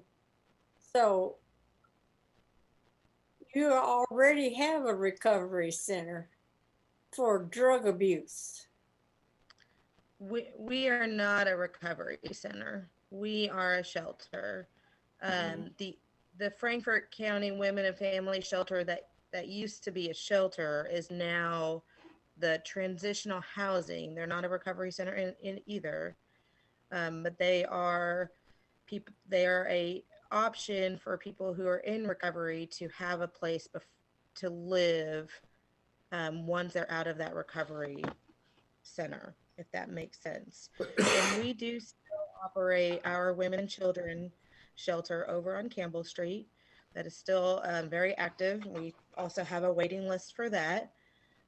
We have 7 units within that shelter, and we have 7 families currently on the wait list for that shelter. So we still operate that shelter, and the shelter that we are opening in the downstairs of the 231 East Main Street will be for individual women because they do not have a shelter available in Franklin County. And families, we'll still work with families. We will not put them in the shelter, but we may still use the hotel as an option. Or we, under the CARES Coalition, they have a emergency apartment that we can put people in on a temporary basis. So that's the best that we can do with families right now. And at this rate, other than that, there is no help for families or men with children. And then we will work with some men who may have barriers that can't get into the men's shelter. So if they can get into the men's shelter, we will refer them. But if they can't, for various reasons that they may need that low barrier shelter, then we will accept them into our shelter. Rachel, if you don't mind, on the next item on our agenda is talking about support of the CARES Coalition. Have you had and been in those talks with about the CARES Coalition? I have been. The city has approved to hire a contract person. Yeah, a contract person to oversee the further development of the CARES Coalition. Right now, we have finalized an MOU for all the agencies that want to be a part of that CARES Coalition. And what that is it is a coalition to an umbrella, if you will, that brings all of our agencies together, that provides more seamless services for our clients to get what they need. Because, you know, when our clients, when they come in, they need shelter, but they also need a lot of other things to get back to being a more sustainable part of our community. So this is a way for us to have that option and be able to work with other agencies to bring all the help that these people may need. Yeah, I think, and the reason I said that is because it sounded to me like all of that was kind of transitioning into, there's different types of facilities that are providing different types of help. Yes, and part of the CARES Coalition is to make sure that we're not duplicating services throughout the county and the city, is that, you know, we are all working together with these clients, sort of, you know, putting arms around them to help them to be a better citizen. All right, Squire Muller. Thank you, Judge. Hey, Victor, if I could ask you a question. You started talking a little bit of numbers earlier. Do you know how Franklin County homelessness, you know, kind of rates up with surrounding counties per capita? Is that a fair question? That's a very fair question. I do not have the answer for that right now. Rachel may, but we have put a plan in place to visit Louisville and Lexington and other communities to meet with homeless shelters there to find out what they're doing well, what we're doing well, and continue to grow our services. But we also plan to find out, you know, statistics like those you just asked. That's correct. I do not have that information either. That will also come about with the K count that will be happening at the end of the month. If you're not familiar with that, and the short story is that a group of us go out and we count. We try to find as many homeless that we can that are unsheltered, as well as counting our sheltered homeless, to give us as accurate as a number as we can, to see what our homeless situation is in Franklin County and Frankfort. And then Kentucky Housing puts that information together and then sends it out to us later in the year. So we can look at 2020 numbers, and I do not mind to get that information and provide it to you all if you would like. But we also will not know 2021 numbers until after this K count happens. Okay, thank you. Thank you. And then, Tamara, if I could ask you a question. We were talking about final numbers on 231 East Main. Would it be possible to do kind of labor, trucks, equipment for planning and zoning, maintenance, maybe our grants right in our road department, as far as how much time was put into that project? That depends on if they track their time.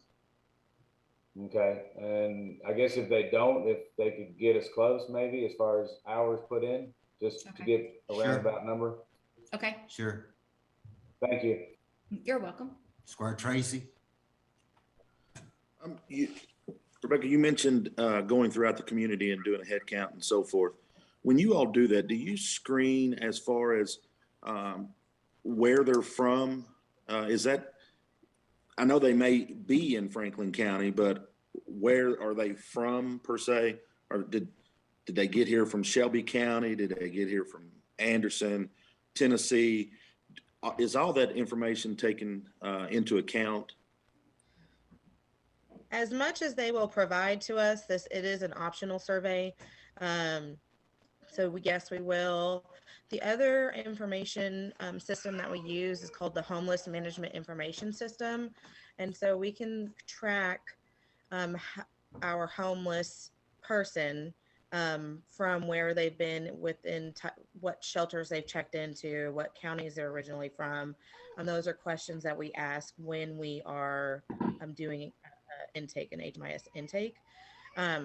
So we can, the Homeless Management Information System can track all of that within their system so that the state of Kentucky can know, where people are coming from, where they've been, kind of thing. Okay. And then one last question. Obviously, I think it was mentioned that you all don't hold activities per se or whatever their case may be against them when they come into your all's shelter. But at any time, is children at risk in regards if someone is under that roof as an addict or so forth, or are they separated?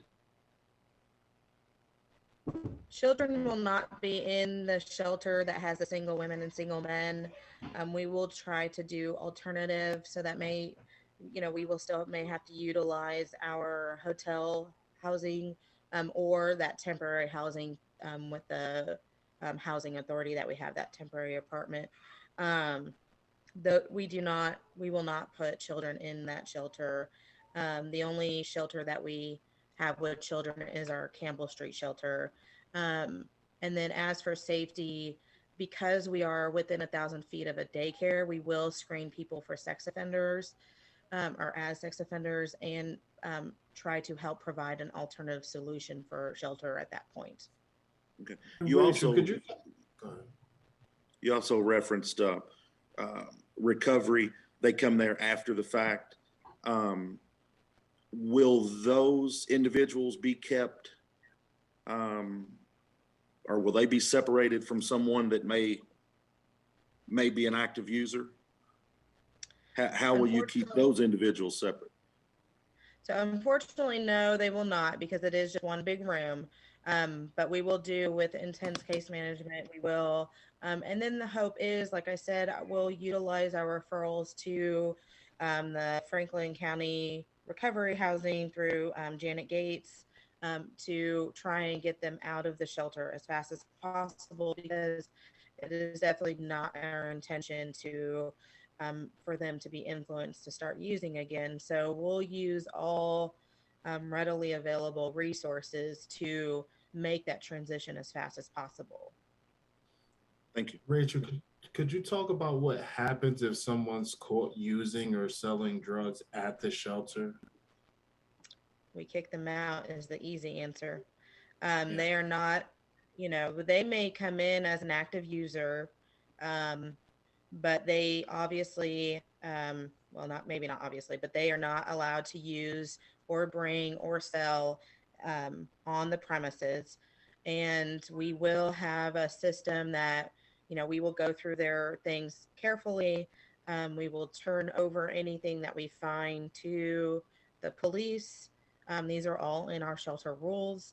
And then if they continue to bring that stuff in, like I said, there's a no tolerance for that. We will not have that on the premises because we will have people in recovery, and obviously it's illegal. So we will be working with the police and sheriff's office to have a relationship to be able to turn that stuff in. That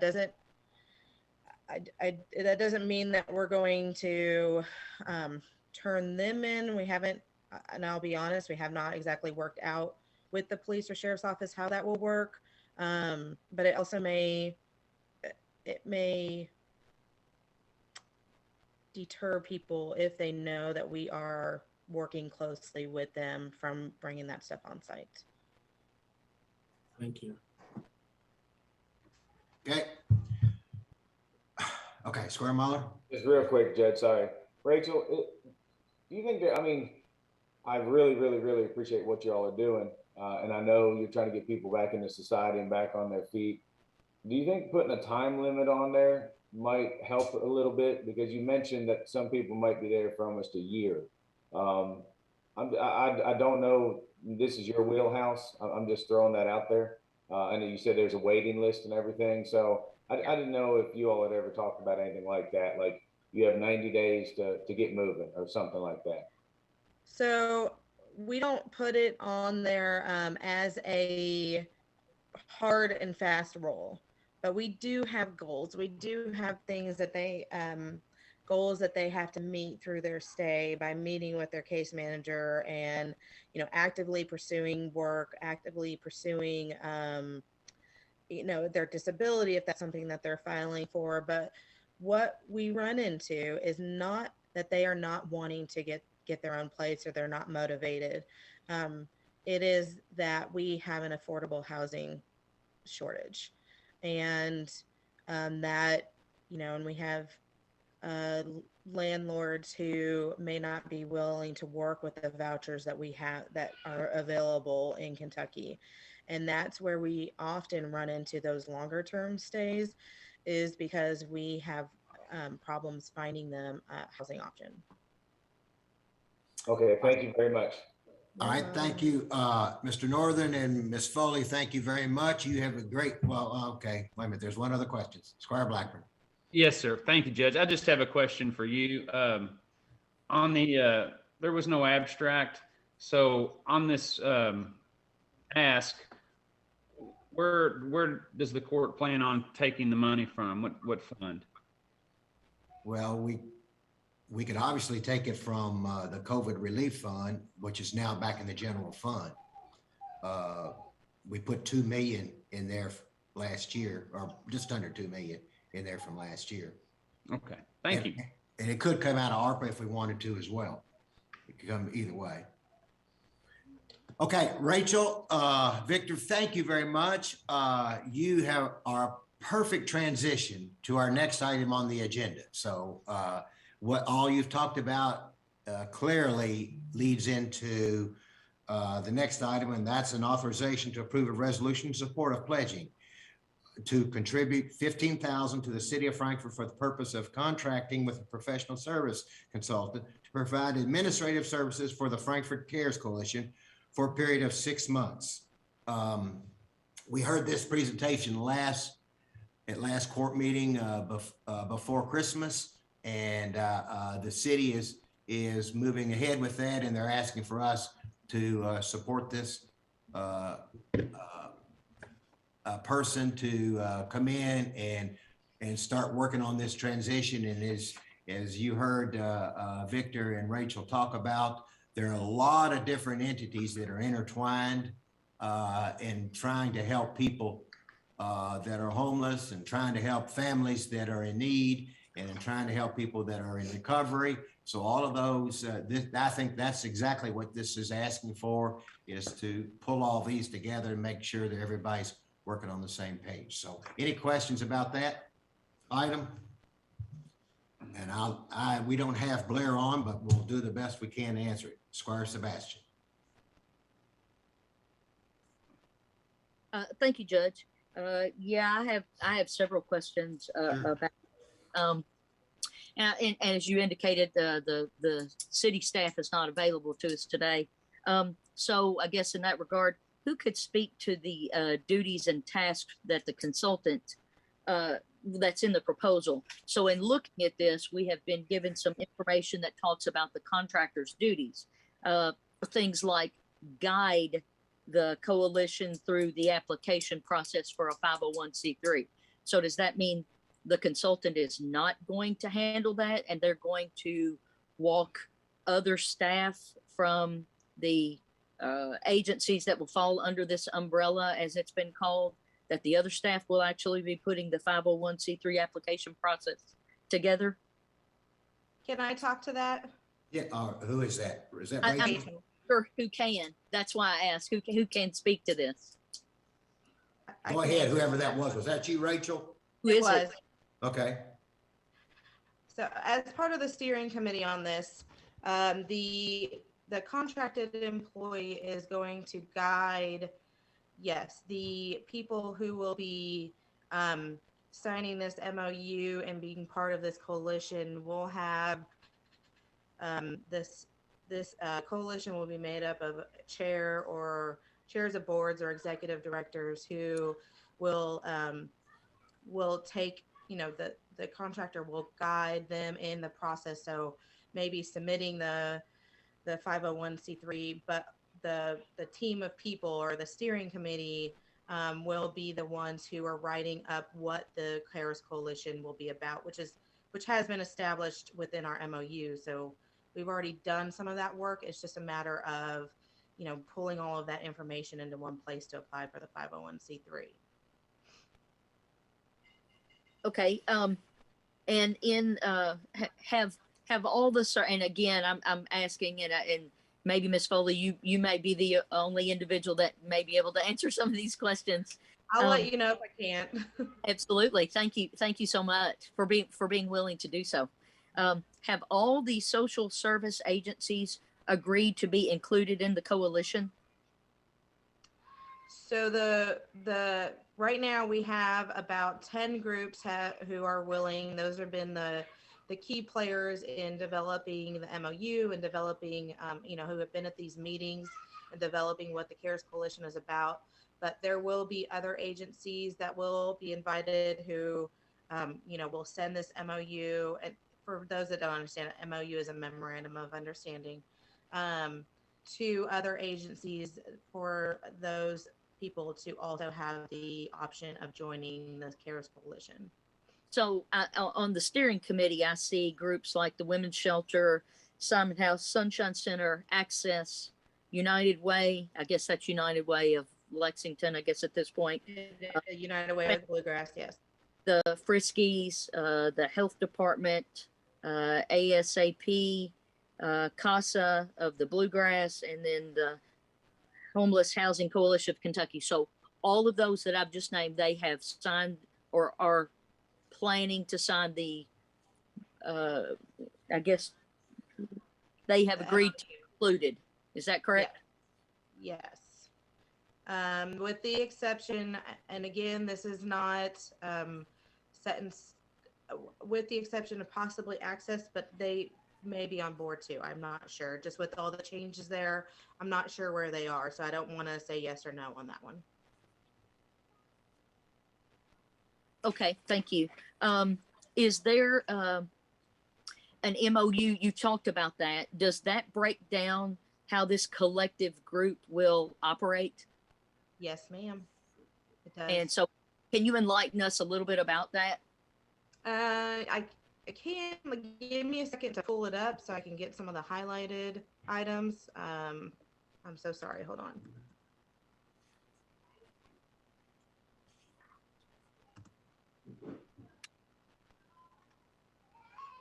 Your packet, Squire Sebastian, says what the coalition is, what it is not, how it will be established, how it will meet goals.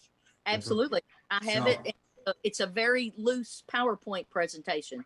So what I've asked for is some of the details out of the MOU, because that's not in this very loose PowerPoint. As you know, PowerPoint kind of hits the high spots in the road and leaves the details out, which I think would be important for the court to understand. Well, So we've got this information here. I was going to say, I mean, if you want, hold on, sorry. I was say, if you want, I'm sure we could have Blair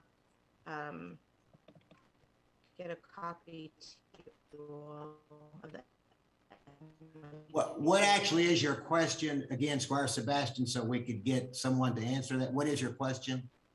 Sure. How does the MOU break down how the collective group is going to operate and assist, because in the memorandum of understanding, there will be specific items that are deliverables that this collective has to meet for all the partner agencies to stay part of this collective. In this high spot of the road PowerPoint, that doesn't do that. That doesn't give us any idea how this is really going to operate specifically. So whomever can answer, again, that's the predicate of all this. I'm not sure who can answer it. So we may have to get the information at a later date. So And that would may be possible. That probably is why you're hiring a consultant to come up with that as well. I think that would be part of the consultant's work to pull all that together. There was already an MOU that had circulated that had this information in it. It is not circulated. It is ready to go out. So we have those agencies. Yes, those agencies that you have labeled earlier. Those are all the agencies that work to create this MOU. But no, it has not been sent out to the to all the other agencies that we want to invite. So I guess that begs the question: what if the collective doesn't agree with the group's direction? So, for example, if the MOU hasn't gone out and hasn't been agreed upon, what if this consultant comes in and the group itself says that's not really the direction that we in our community want to go with this organization? What happens at that point? And then I guess, does the consultant work at the direction and the pleasure of this group? And do they? I just don't know how that kind of how that would operate. Obviously, the best area, we don't have to worry about any of these things, but we all know, unfortunately, the worst case is why we all sit around this table. So when you are talking about group, are you talking about this initial group of people? I would presume, because you indicated in this PowerPoint that we got lists several groups, but we don't know if they're all sign on and be part of that yet. So I'm just trying to feel my way through kind of this murky unknown. So this group has been working together for over a year in creating and getting into the direction of where we are going. So we have all agreed several times, albeit verbally, that we are all on board with this.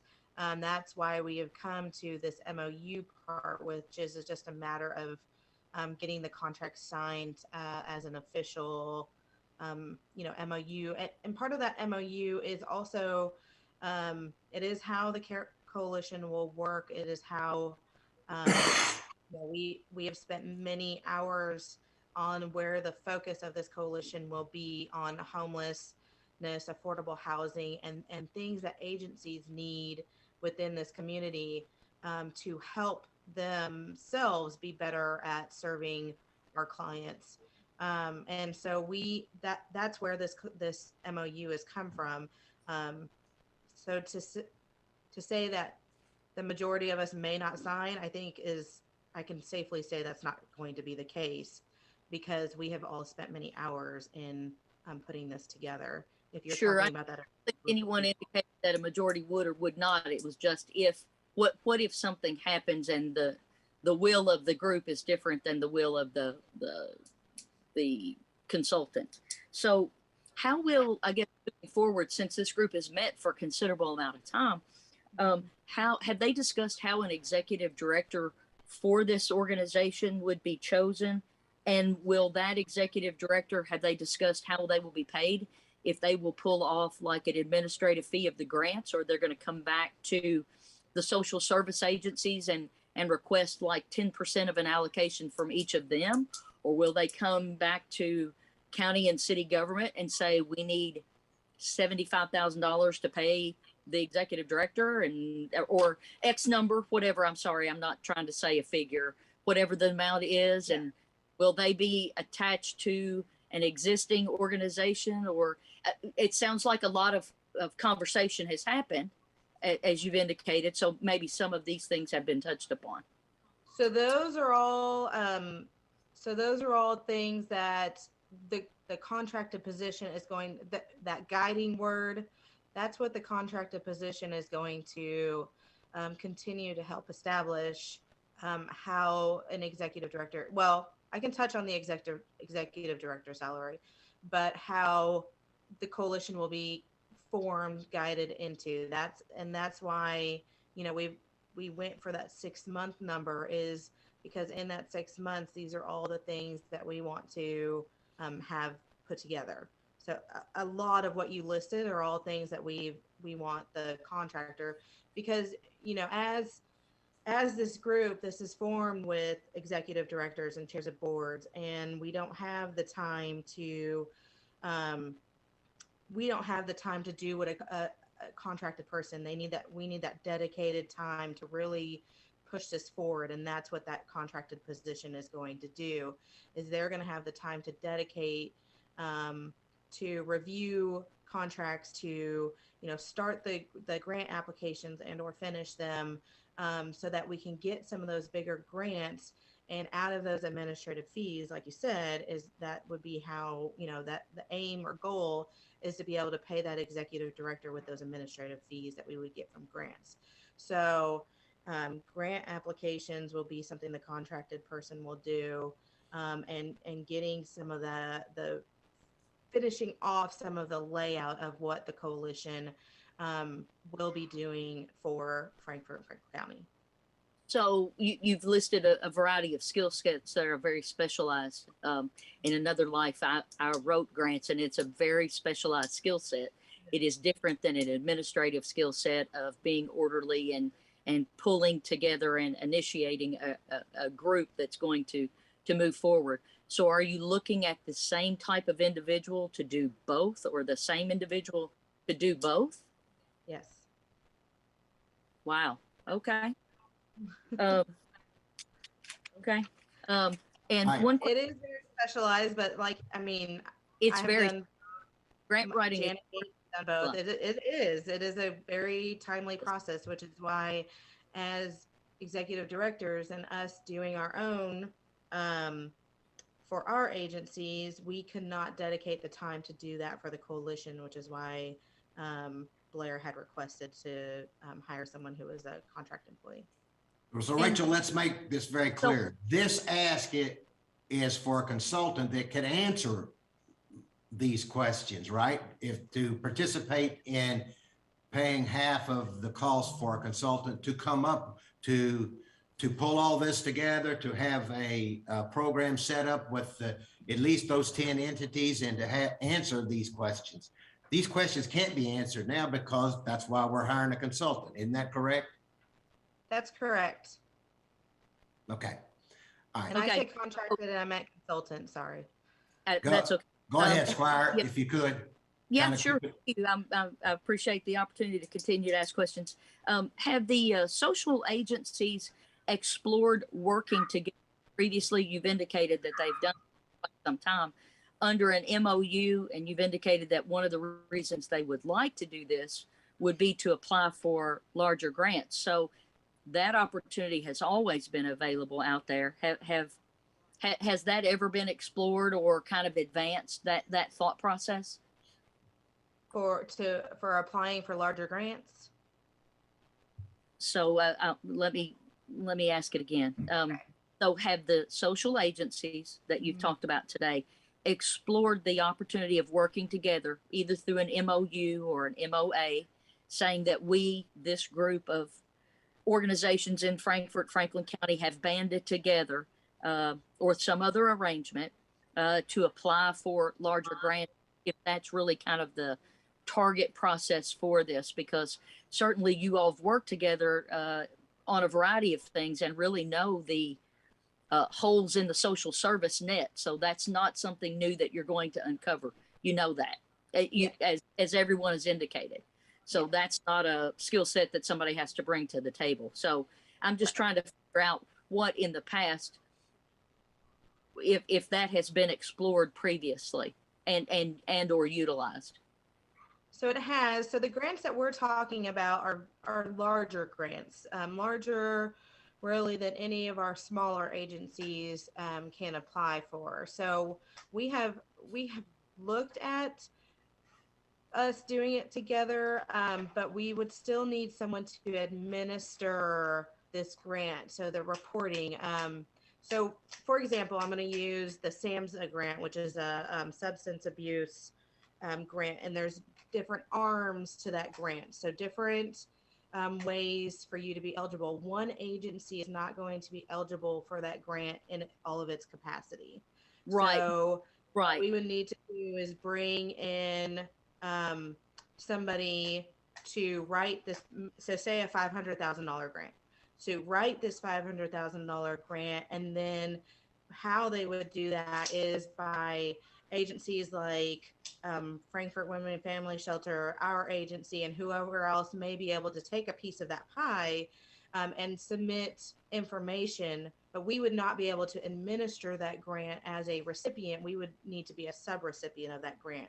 So the intention is that CARES Coalition would be that recipient, knowing that different organizations will feed into that to get all of the reporting and different things they need. And then if you're looking at the administrative side of that, that's where you're going to get, that that money to pay your executive director, because they would be the ones overseeing the grant and doing all the reporting and different things on that. Does that answer your question? Somewhat. So thank you for the opportunity. I really appreciate you making the effort to answer these questions, because it seems wholly unfair to have you on point for this. So I apologize. I just asked them out in the air. So I thank you for absolutely giving it your best to answer. Thank you so much. Thank you. All right, Square Muller. Thank you, Judge. Rachel, I guess I'll ask you, because you're the one that knows most about this on this call. So I'm assuming, and I watched the city meeting, that let's say we give or help 25 organizations through the fiscal court. Will all 25 of those be part of this coalition? Like, what if 10 are not? Because it was my understanding that this is going to make things, quote unquote, easier for us to distribute money, track money, things like that. So where would that leave us if half the organizations want to be part of it and half do not? So that's not really a question I can answer, because that is more a, that's what the city would like to see. We haven't, we can be the CARES Coalition, but we're not going to have a say of how the city or you all distribute your money still. Yeah, I can't really wholly answer that without having Blair here to explain that process better. Okay. I think it needs to be clear that we don't give all of our money to social agencies. We've got other aspects of, like the Grand Theater. There's other entities that we give money to, but where it comes to the social agency part, this is why they're trying to pull everything together for them in particular. So we're still going to be asked to give money to certain types of agencies. Okay. And then just one other, do you know if this will be a contractor, like a 1099, or are they going for a full employee? I do not know the answer to that one. Okay. Thank you very much. Okay. The scope of services states that number 2 says contractor duties, and since it's for 6 months, it is my understanding it will be a contracted employee. Okay, so in theory, it'd be a 1099 to see how it works and then go from there. All right, thank you. All right, everybody got that? All right, ready to move on? Rachel, thank you. Let's move on to the next item. Judge. All right, Tracy, go ahead. I got a question for Rachel. During the last meeting, I had asked Blair to, or if she would contact the veteran organizations to see if they would be willing to participate in this. Do you know if that's been done? I do not know if that has been done by her, but that is a plan to do, or that we have talked about. We work closely with Tandy Orluck, who does veteran vouchers within Franklin County. So it definitely will be part of the plan to reach out to them if it hasn't been done already. Thank you. Okay. Anybody else? All right, thank you, Rachel. Oh, wait a minute, there's Square Booth, okay. Well, I just want to say that this coalition sounds a lot like United Way and its aims.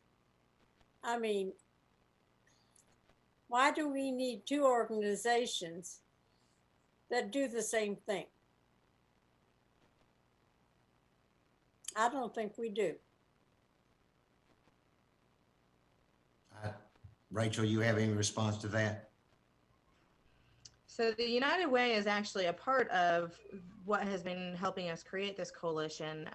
So they feel very strongly in support of this coalition. And remember, we do not have a United Way in Frankfort anymore. We are all part of the United Way of the Bluegrass. So they have been very supportive of this the entire time, of this CARES coalition, and think it's a good idea. Okay. Thank you. Okay. Squire Blackburn. Thank you, Judge. You know, in my looking over this, I know at our last meeting, we had about 3 business hours to go over this and figure it out. And then since then, I'm glad we had more time to look at it. And looking at just the steering committee, you know, we have 10 organizations there. They were part of the steering committee, and I'm sure they reached out to others. And I know on their survey that they sent out, they had 34 people do the survey. Is everybody that was a part of the steering committee still on board with this? I mean, I know through the process things change and things happen, but I would hope that after going through the process of setting this up in the direction that everybody would want to go, that everybody on the steering committee is still on board and still a part of it. So I believe so. I can only, with the changes happening at Access, like I had stated before, that I'm not sure where they are. But I mean, all of the others have regularly met together and are still in support as recently as yesterday. So 9 out of the 10. And like I said, that's not a yes or no for Access. I just do not know with the different things. They're going through some transition right now. Yeah. Anyway, yeah. So that's a different story. Okay, thank you. All right. I'd like to move on in the agenda. Thank you, Rachel, for being on. Thank you for your help in answering some of these questions.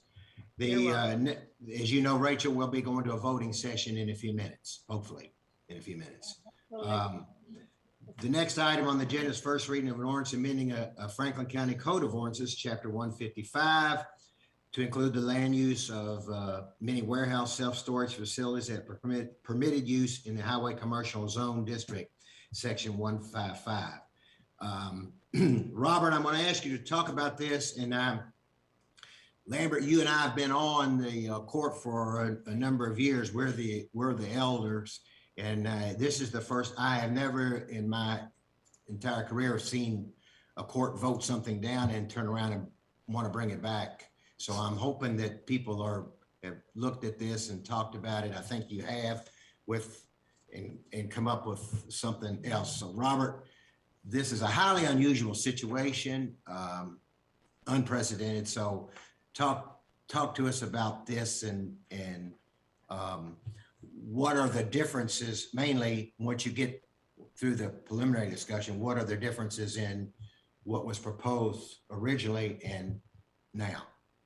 All right. So if this is the return of a revised revised proposal to allow many warehouses and self-storage facilities in the highway commercial district.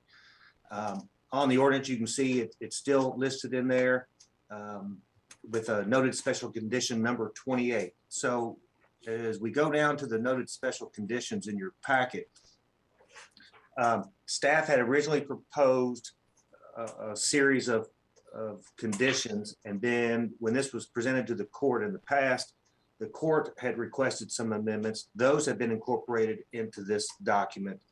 And then in addition to that, item F has been added and was presented back to the Planning Commission on December the 9th. And so item F reads, no garage doors or roll-up doors shall be permitted on any building site that is adjacent to a public right-of-way.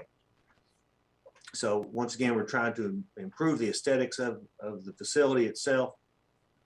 The Planning Commission did recommend approval. They conducted their hearing and adopted the findings of fact the same evening. And so therefore I presented it to the court here on the 7th for a first reading. And I'm happy to answer any questions relating to the changes if the court desires. Squire Tracy. Judge, you referenced that it was asked to be brought back by the court. Was that in the same meeting or was that a separate meeting? No, I can't find that in my notes. It was not, it was asked to be brought back by the developers. So it wasn't asked to be brought back by the court members. I think I said, if I didn't, I meant to say that hopefully the court members have talked with them and are somebody's got to change, has to say that, yes, I agree with this change and I'm willing to change my vote, or we've sent them through a process that is just a waste of time. Thank you for clarification. Squire Muller. Thank you, Judge. Robert, when you said the fiscal court has asked for changes, I don't really remember us talking about the changes. Could you refresh my memory maybe? Sure. So one of the changes, item E, that specified any dead or diseased trees shall be replaced as originally installed. That was an amendment by the court. And then also in item C, as it relates to the tree buffering, my file, I don't have it handy with me, but I believe that it specified 6 feet tall at time of planting was the other amendment by the court. Okay, and then, so did anything change as far as the process? So the way it's written right now, it can still go directly to your office and be accepted or denied without going to P&Z? It would have to go to the Board of Zoning Adjustments. But what about the process of going through planning and zoning?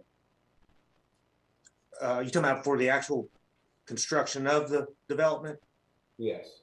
That would be an administrative action unless the applicant contest any review agency in their response to the proposal. They can ask it, the applicant can ask it to go before the Planning Commission for consideration of that specific issue. Okay, because I thought in my notes, that's what we had talked about was at least my problem as far as, you know, not just this one project, but from here forward, not having to go through the process. So, but I guess that didn't change. Well, you know, the process is established in the regulations that if a development complies with the standards, then I, as the director, act on behalf of the Planning Commission and am able to approve the proposal. Okay, thank you. Sure. And so, Robert, that brings up an interesting point, because wouldn't that be the same for our first item on the agenda where we had this discussion about this treatment facility and conditional use and all of that? Would that not be the same type process? Once the conditional uses are established, then you have to work with the developer on making sure that they follow through on those conditional uses. Is that correct? That's correct. And so all conditional use requests appear before the Board of Zoning Adjustments in a normal process. Otherwise, if a zone map amendment request and a conditional use accompanies it, then the Planning Commission has the authority to review that conditional use permit, but only in that instance associated with a zone map amendment request. So if the conditional use permit is granted by the Board of Zoning Adjustments, then the regulations allow me to work with the developer to ensure that the development plan complies with the county regulations, and then regulations authorize me to sign off on it, as I said before, as a representative of the county and the planning commission. Okay.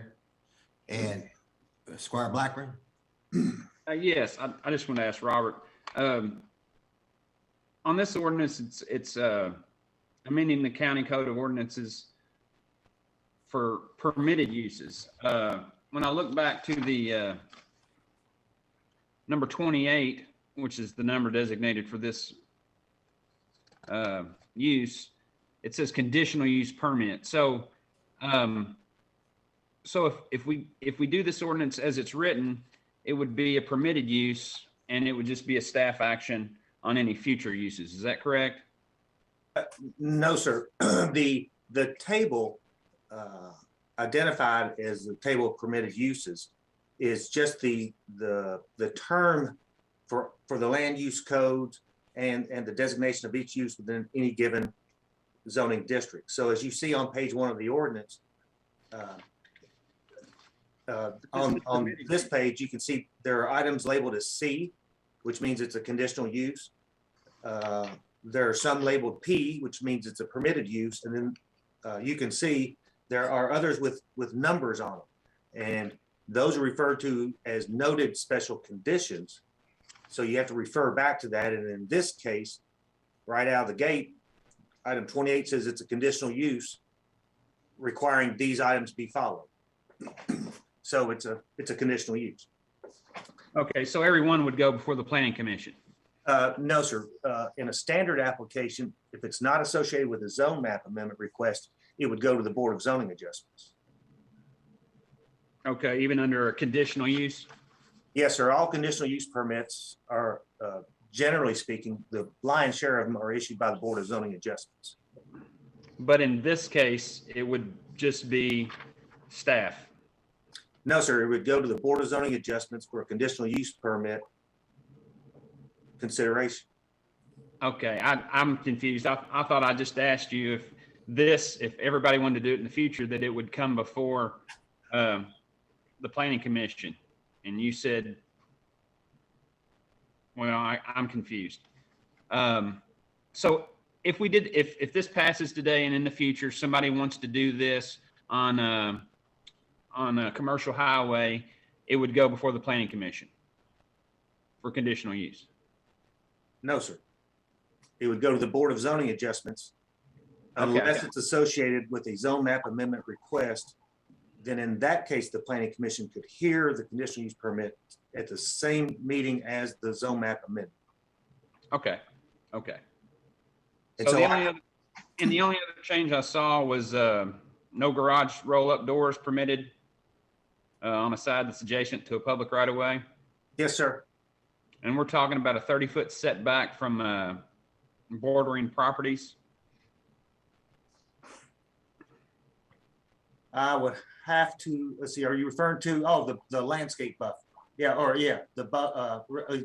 adjacent to a residential zone or land use. Now that's important terminology, because there could be, a home and they're permitted in, in some commercial districts. Okay. So, or even if it's a farm, all right, say it's ag zone, but there's just a house on it, it's on 3 acres or whatever, then that 30 feet still applies. So anytime it's adjacent to a residence, regardless of its zone, there's that buffer required. Okay. So that would, the buffer, the building itself could actually be located on that 30-foot line. It could on the 30-foot line, yes. Okay. All right. Any other questions? Squire Booth, did you have your hand up a second ago? Oh, on the, I wanted to make sure that I understand that the mini warehouses and storage units are only permitted in one zone. And that is the commercial highway. Is that correct? No, ma'am. The ordinance currently reads that these activities are allowed in the agricultural district and both industrial districts. So this amendment is to include it in the highway commercial district. And what did you say about the highway commercial? So this amendment is to allow these storage units in a highway commercial zoning district. Oh, to add a zone to the already 3 zones. Okay, Yes, ma'am. all right. That's all I want. Robert, could I ask, what typically goes in highway commercial? Just a general thing there. Restaurants, hotels, auto parts stores, grocery stores, and in the city, storage buildings. So for instance, you know, the city has one on Versailles Road. There's one on Brighton Park Boulevard.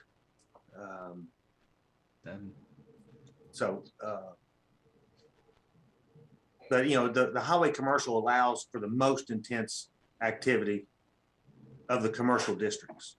Okay, thank you. Huh?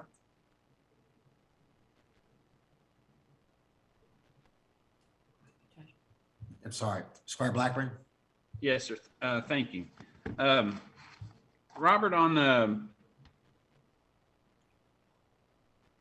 condition C, it says where it's a residential zone or land use. So what if it abuts contiguous zoning of industrial highway? What's the setback from the property line in that case?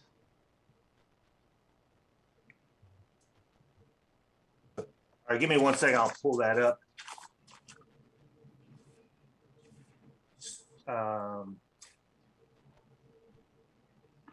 So if in the current regulation, if it's a side yard, there's a 0 setback. However, if it's like a strip mall or something, then the end unit has to be 10 feet off the side property line. And then there is no rear setback requirement, and this is in the highway commercial zoning standards. So there's no side or rear setback, so they could theoretically build their building right on the property line? In theory, however, it doesn't typically work that way because side and rear lines are often utilized for utilities with easements established and or site drainage. Okay, thank you. Yes, sir. Okay, any other questions? All right, thank you. And Robert, thank you. You've done a lot of work on this. Appreciate your hard work in getting this moving. All right, the next item is a very proud announcement that authorization to advertise for architectural, services for our road department. To get this process moving forward. Long overdue. Hopefully we'll get this going soon. Squire Moore. Yeah, I would want to make sure that these bidders know that we're not looking for a Taj Mahal like the other people in this community. Understand. Well, ultimately, Squire Moore and you and Squire Tracy, you'll be part of the committee since you're on the road department committee. As once this gets going, you all will be part of making sure that it's done correct, the right way. Squire Muller. Thank you, Judge. It says administrative offices in here. I thought and I might be wrong, but when we talked prior about this project, and I believe we just put some money into that office down there, that Mr. Mitchell said that building was going to stay. That was a good building that we might just rehab a little bit. I guess that's a statement or a question. If anybody else wants to, throw something out there, but I was under the understanding that we were just going to be able to do little renovations of that building because it was a good, sturdy building. Well, John Mitchell, are you on? all along, John has thought about a building that would include an administrative office. That administrative office that is there would not be torn. He didn't want it torn down. He wanted to have it used for storage is what the original, it's the way he had talked at one time. John, there you are. I'll let you speak to that. I think we just kind of throwed it in the mix just to see what happens. I mean, we can survive with this building, but if a new design comes out, you know, if it can fit into our new structure that we're wanting, it may be the best benefit for us. You know, it may create a little more room. So it just more or less scratching it out on paper and see what it looks like, and then we can decide whether we want to do it that way or, you know, change it and keep what we got. I mean, there's a couple of different options here. Okay, thank you, John. Squire Tracy. John, quick question. Obviously, I think Squire Moore, myself, you, a couple others, and Judge Wells got to tour one of those. So, as Squire Moore says, Taj Mahals in Scott County. They have their vehicles, as you're aware, they have their vehicles under, I guess, lean-tos per se, or sheds. Is that something that you'd be open to, or what are you looking for per se? Yeah, that kind of setup would work fine for us because we could put it more or less on the perimeter around. It wouldn't take up near the room. We can. They've got most of their stuff double stacked. I don't know. I'm still thinking maybe something a little more secure, unless we can get some perimeter security that's a little better. But yeah, there's a couple of things like that could work. I don't know whether we need, you know, the way they have theirs built or not. I don't know. That looks pretty expensive. I think we can cut some cost on those kind of buildings. And like I said, the maintenance areas, you know, I don't know, you know, you lay it out and look at the new fire station. I mean, it's something similar. I mean, that's what we need. We need the room and the work in the shop, basically. That's where we're hurting. Right. Okay. Thank you. All of this is tentative right now, John, and it's just a matter of putting a lot of stuff on paper and then seeing what we can afford and what we can do. Yeah, I think that's where. Yeah, we got to go to the drawing board here and see what can fit, what won't work, and what will work, and yeah, we're just get the ball rolling, I believe. Right. I just saw, the only reason I asked John is I saw vehicle storage. So I know in the past you and I talked about what type of quote unquote storage you were looking for. So I was just trying to clarify what that was. Thank you. Squire Mahler. Thank you, Judge. So this is for, just to make sure I understand, this is for an RFQ. So will the road committee crew be involved in this process? How does it work from this point on if this passes? I really hadn't even thought about that. The road committee would be involved. I don't have a problem with the road committee being involved and looking at it in the RFQ. They are definitely involved in the monthly meetings of once the building is once the design is approved and moved forward. They'll have a monthly update on the construction. Okay, so then I'm assuming if they're involved, then let's say this passes, the road committee agrees on a architectural firm to hire. It comes back to the court. We put an amount of money in to do design work. That comes back in, and then I assume it would be bid out to a construction management company to build the actual product. That's correct. That's the process. Yep. Yep. I just want to make sure. Thank you. Judge Wells. Yes, sir. Robert. I wanted to follow up with Squire Muller's statement. A construction management company provides a different service than a general contractor.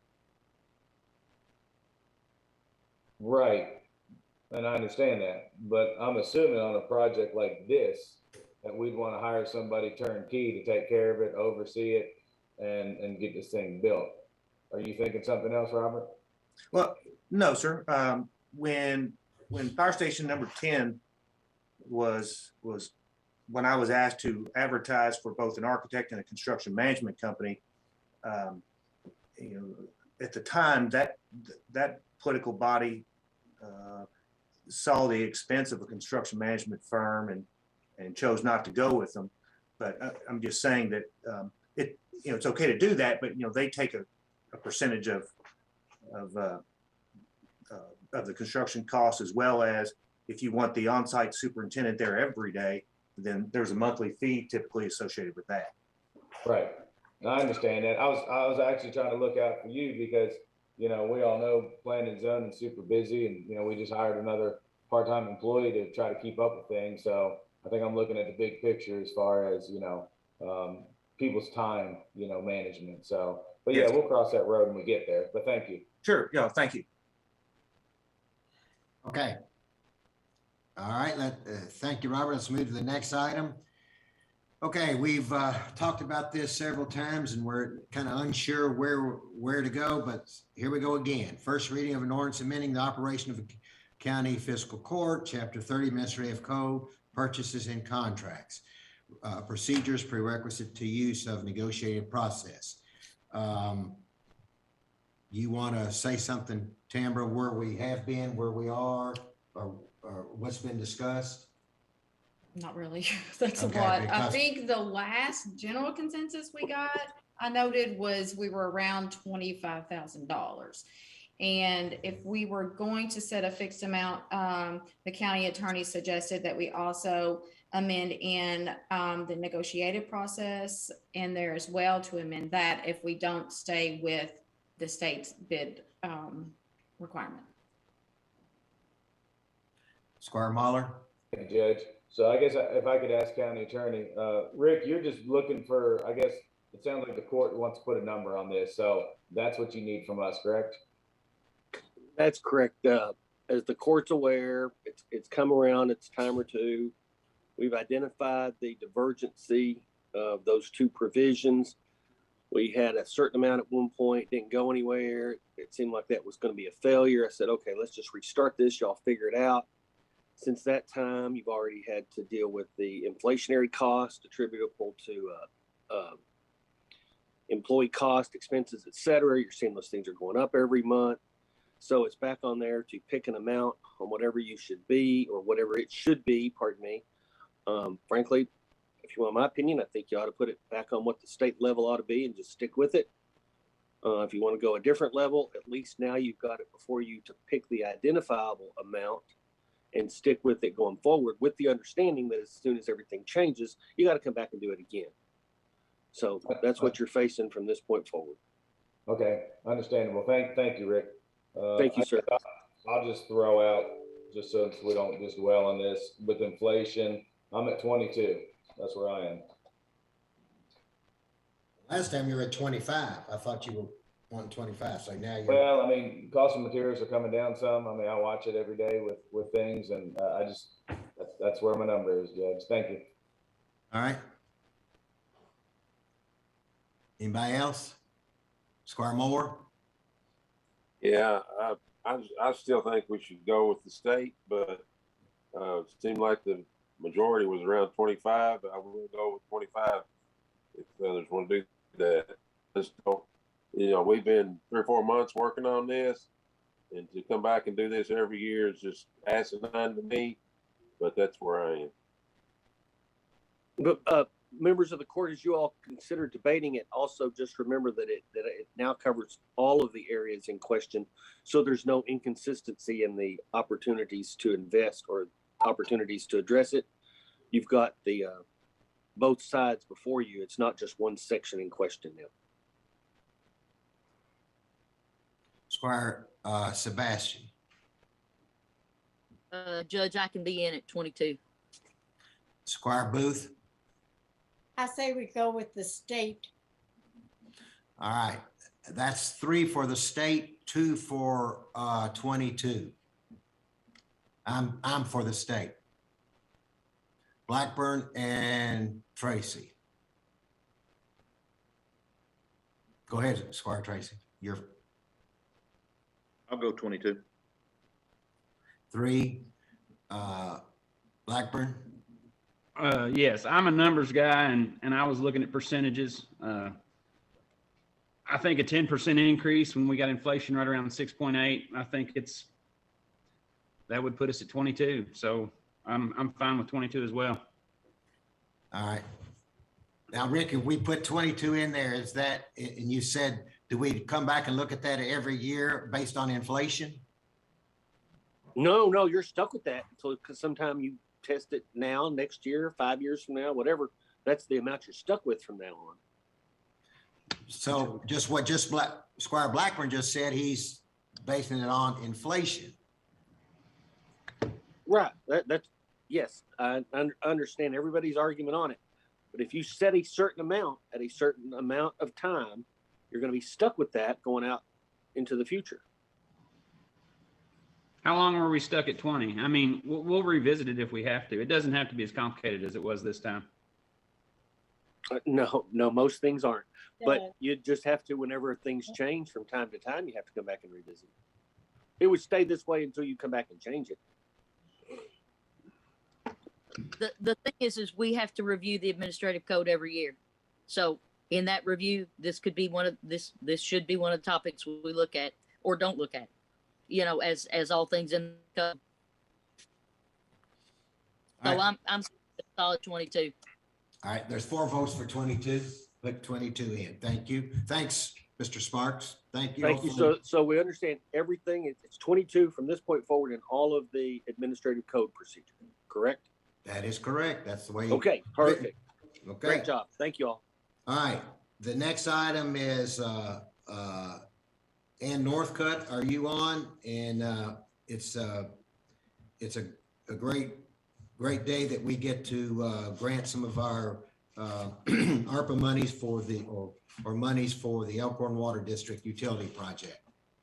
Yes. Good morning, Court. Happy New Year to everyone. This is the first request for the grant program that the court approved at our last court meeting. This is for Elkhorn Water District. And this is a component of a much larger project that they have undertaken, that they have applied for a KIA loan. So our assistance in this will determine how much that KIA loan ultimately has to be. You know, I'm sure that they will work with their engineers to see if they can either lower the loan or if it will help cover maybe some inflation costs. But the component they're asking us to assist with is for replacement of water meters. So they have got all of their information in line. They have submitted their project through the WRIS portal, which is one of our requirements for this grant program. They have submitted to Kentucky Clearinghouse, and they have provided us all the information and an official letter of request that we are asking each district to comply with in order to be eligible for this grant program. We hope to have 3 more districts at our next court meeting that will be ready. They are all waiting for their Kentucky Clearinghouse letters. As you can imagine, those state agencies have been inundated with requests for reviews for projects, so it's taking a little bit longer. But today we have Elkhorn for you. That's awesome, man. And we appreciate Elkhorn working their way through this, and we appreciate the others because you and I both have been in contact with them and working with them. We've been receiving reports quite frequently on their updates. And also we have to thank Karen Leverance from who has been awesome in talking with them personally and helping them with the process. This has been such a positive undertaking. And let me just say a couple more things. Maybe it'll answer a couple of questions. Because of course, as you said, we've been working with Karen because she works with the Water Management Council, and she's making sure with us that we double check to make sure all the information is submitted, that the Kentucky Clearinghouse is submitted. She's been working with us every step of the way. And this has truly been an educational process for our districts so that they understand the portal process from here on out. It gives the state a better idea of water infrastructure needs in Frankfort and Franklin County.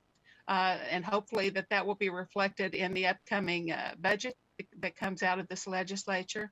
Also, Karen has recommended and passed along my contact information and the judge's office to other areas such as Woodford County who are interested in doing the same kind of program. And we've been sharing what we have done so far, and they are all thrilled to get a process that both covers all of the requirements and education and eligibility for each one of these districts to submit a project and get some assistance across the entirety of our county with water infrastructure. Thank you, Ann. You have been awesome through this process. Squire Muller. Thank you, Judge. Hey, Happy New Year, Ann. Thank you for everything. Hey, question, in Exhibit A here, it doesn't have a date on this when they're looking at, I think, the project here, and Michael Dungeon's name's still on it. So do you know if they've, obviously things have changed since Michael's been on the board. Do you know if they've kind of bid or looked at what their numbers are going to be for the total project?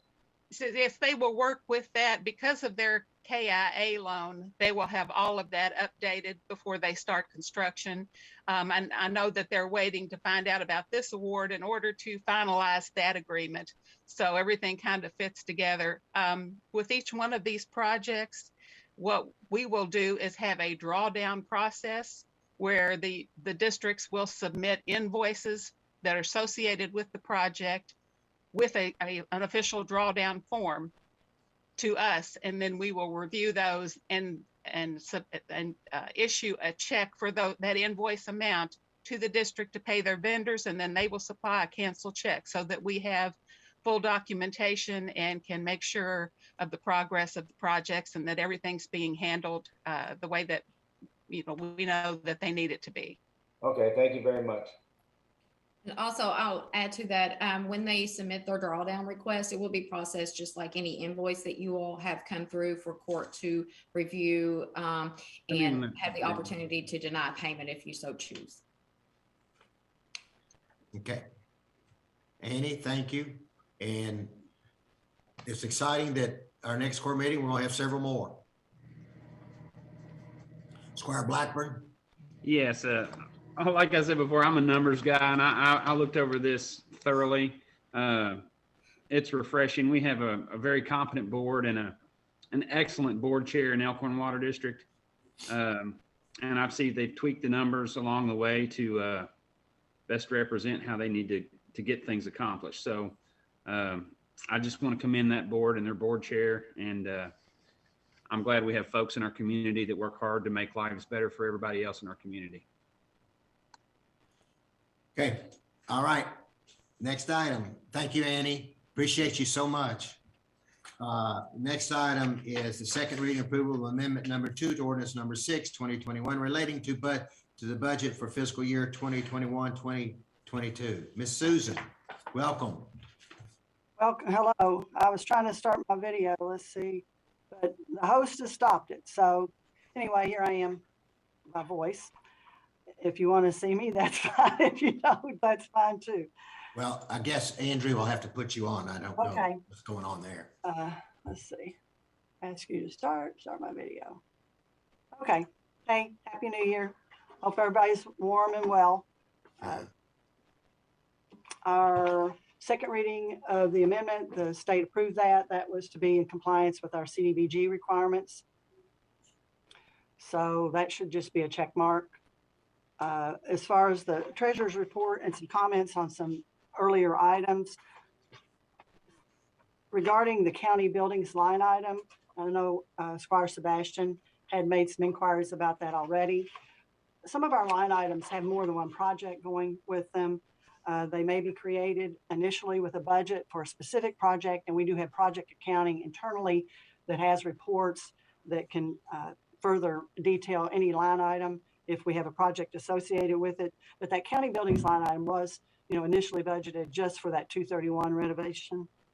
Since then, I guess there have been instances where the administration has had some requirements for some other things at the jail. I know they had some, some related work with their data room. And in fact, the about $8,000 worth of bills that you see on the financial report for the month of December are for bills, most of which were for areas outside of the renovation. So the jail data room had some requirements, and then that UV lights HVAC system, I believe was, it's referenced that it was related to 321 West Main, and that was almost $5,000. So yes, there are expenses charged to that line item because that's the appropriate line item category wise, even though it didn't have necessarily a specific budget built into it, but the Madam needs of buildings are on. Yes, ma'am. That the UV lights were at West Main? Are they at East Main? According to the information I have, that's for the building, the administrative building that I'm in. Okay, all right. Sure, I understood. Yeah. Since we talked about East and West. No, that's for our county building. So, yeah, I'm sure. And Jeremy is very good, and staff is very good about trying to categorize things where they are most appropriately categorized by the label of the line item, even though the biggest part of the expenditures may be related to a project. So that's the way we function. And I know that's true for other line items as well. COVID expenditures, for example, we had a placeholder for an amount forward, but if we're going to use some of that carryover money for other things, we may have to make some budgetary adjustments to provide for that line item to be fully funded to cover those expenses. I don't know if I can bring this up now, Madam Clerk, but you should have received a quarterly report. I wasn't able to get that in the initial packet because I wasn't sure it was going to be done in time. Thankfully, we were able to close December and get our quarterly report completed. Thank you, Andrew. Very good. So this is our internal reporting format, and then the formal one goes to the state. But in particular, thank you, Andrew. Perfect. As you can see, we do have some, if you see those negative balances in cash, that's just by fund. We have one bank account that covers all of those funds. So when they're consolidated together, we're not in a negative cash balance. It's just that some of the actual funds, like the sheriff's office, for example, we've got about $1.4 million out in payroll that they'll be remitting to fiscal court for the remainder of their 2021 payroll. And when we book that, then their cash position in that fund will change from the negative to the positive. That's one prime example. As far as comparison and our real property taxes have come in. I think we got about 83% of the budget so far, or 85% of the budgeted amount for real property taxes. So again, depending on the flow and the timing of the receipt of those dollars, that we should be assured that we reach our budget. And again, payroll receipts look strong as well, and we'll have another deadline for that at the end of this month for another quarter's worth of booking and a little bit more information there. Are there specific questions for any specific line items that I could respond to? Squire Blackburn? Yes, ma'am. Thank you, Susan.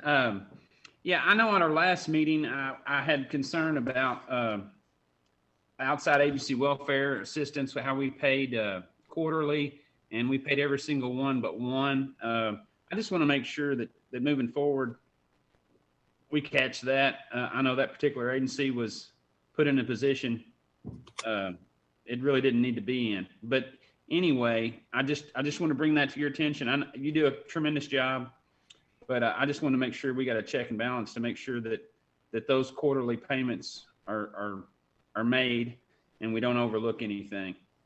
Absolutely, we do. And as a matter of fact, most agencies do remind us and send us some sort of quarterly request for that distribution. And they're notified at the beginning of the year that will be the process.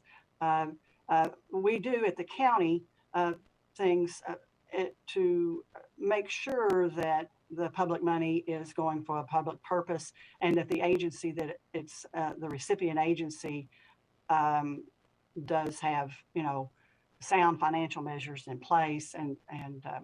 But I think the transition of their board and the officers there, when they've just recently changed from being Coalition of Committed Christians to the Access, they formally made that, that name change, I believe, just getting the money into the hands of the people so that they can get it deposited can take place. And their board members are awesome.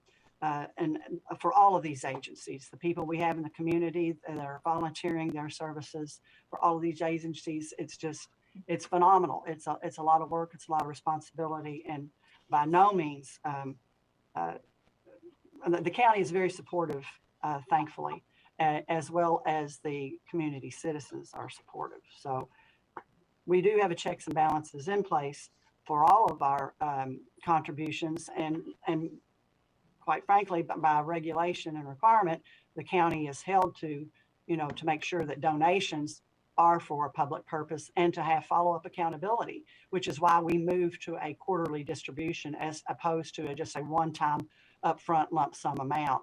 And that helps provide us with a measure of follow-up and reporting requirements, and shows that we have some oversight of the entity.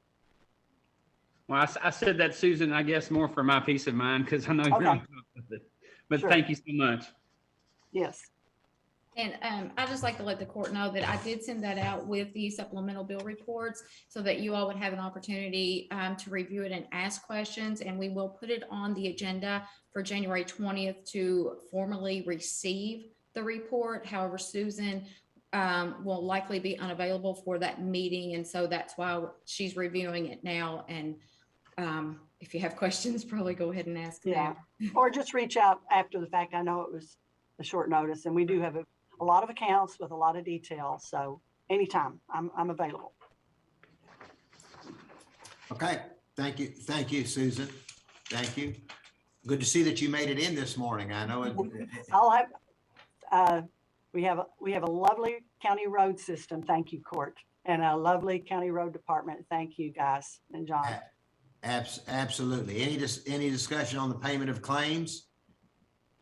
Wait a minute, I've got Squire Muller.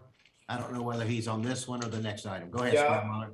Judge, I'm on payment of claims. Susan, thank you. Happy New Year.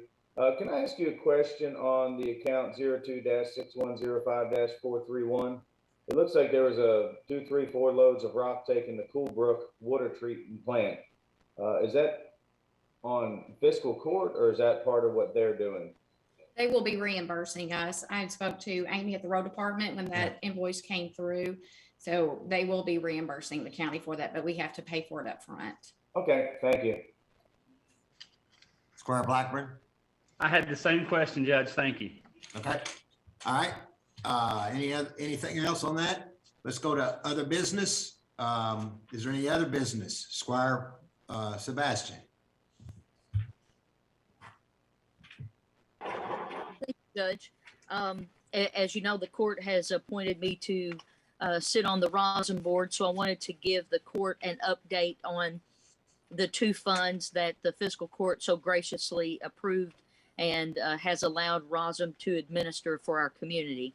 So for the $25,000 that the court sent to ROSM for assistance with community utilities in the unincorporated area, at this point, $16,856.74 has been spent. That has assisted 60 children and 68 adults. That leaves remaining in that pot to be spent $8,141.74. In the second pot that fiscal court approved, which was $50,000 to assist with rent and utilities, at this point, $48,764.34 has been spent. That has assisted 96 children, 124 adults, and that leaves $1,235.66 remaining in that account to be spent.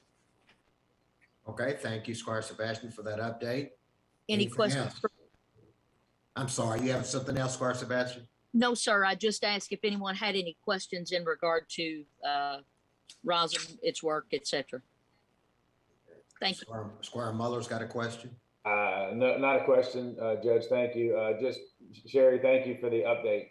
I appreciate that. I kind of wish more organizations would kind of keep us up to speed on things. So thank you. I do not to make sure. The judge told me I needed to reach out to find this information out, so I make a point of doing that. Thank you. Squire Tracy, did you have something? Okay. Any other business? Andrew? Yes, Judge, are you ready for me? I have a couple things I would like to bring up if you're okay. Yeah, sure. Go ahead. First off, we'll start with, as I'm sure everyone's aware, I'm going to do a quick screen share here. That unfortunately we are in a surge of COVID, both locally and as a nation. Just a reminder, you can go to vaccines.gov. They have a really nice tool here, and I did a screenshot of it this morning. You can type in your location and you can say what, 10, 25 miles you can choose, and it'll show you exactly where you can get a vaccine, your initial vaccine or a booster. Obviously, the Franklin County Health Department does a lot of work for us as an option for people, as well as pretty much you'll notice all of the name brand pharmacies and the clinics, the first care places. Some of these you can click and it'll give you the telephone number, and you can tell some will even show whether they have appointments available. So the CVS on East Main, as of this morning, did have COVID-19 vaccine appointments available. So if people want to go ahead to get those vaccines, they have that option, and you can find a place to do it right here on vaccines.gov. Of course, also, let me go to the next slide. Testing is very important. Most of the pharmacies are offering testing, but you can also get it through the health department. Monday, Wednesdays, and Fridays from 7 a.m. to 9. They're doing a PCR test. I've heard from several people that have taken advantage of that, and it's really quick, easy, and that you get your results back very quickly. On Tuesdays and Thursdays, they also have hours from 3 to 6. I believe that's mainly reserved for Franklin County Public Schools, families, teachers, and staff. And then Saturday and Sundays, Juniper Hills from 10 to 6. They also have testing sites available. I believe I saw in the health department, of course, it's too late today anyway, but they did cancel Friday's testing due to the weather. But there are testing opportunities for people. And to also switch gears, if you don't mind, Judge, on another topic, as you know, we are looking for videos from the community, from groups, students, to help lead our Pledge of Allegiance at every meeting. We have about 24 meetings a year, so I need about 24 groups or individuals to help submit a video. And I only have about 4 so far for this year, so I need about 20 more groups or individuals. All you have to do is record it on your phone or your smart device, and then you can go to our website, which is franklincounty.ky.gov. And if you scroll down here to the bottom of the page, you'll see Pledge of Allegiance video, submit here. And you can do this on your phone as well. There's just a short form, your name and some contact information, who's in the video. And then you can select a file and you can upload directly and submit it. And I will get a notification that you have submitted a video. Of course, if people have questions about that, they can reach out to me here at the office, and our number is 502-875-8751, and I'll be glad to help them in any way possible. If they're having problems, recording or uploading, I'll be glad to set up an appointment with them, and I'll even help them if they want to come down to the office have me help them record the video. So we'll make it as easy as possible for people, but we do need about 20 more people for this year. So. All right, Andrew, great information. Thank you. Thank you for providing that. That's very apropos at this time for the vaccines and the testing and in the need for the Pledge of Allegiance. Are there any other reports from constitutional officers, department reports, or committee updates?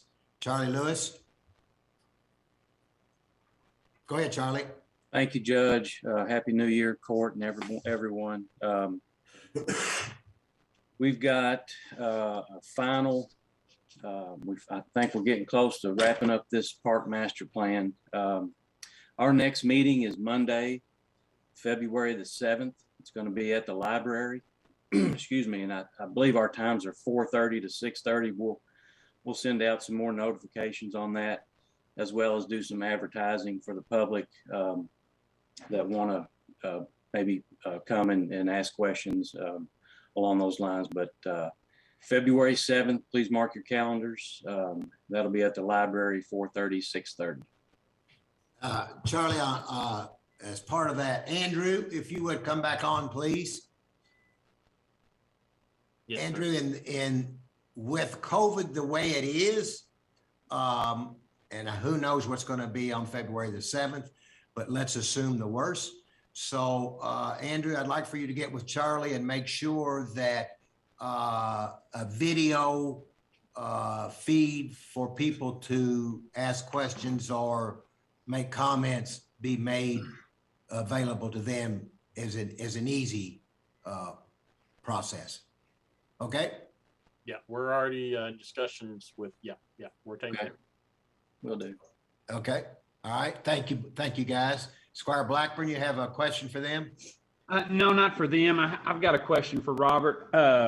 As I was looking over the zoning, the last meeting that the Planning Commission or Planning and Zoning Commission had, they Mr. Cockwood stated that the contract for the comprehensive plan update had been signed. Robert, is that a public document? Yes. Would you mind sending me a copy, please? Sure. Thank you so much. You're welcome. Could that be sent to all the court, please? Sure.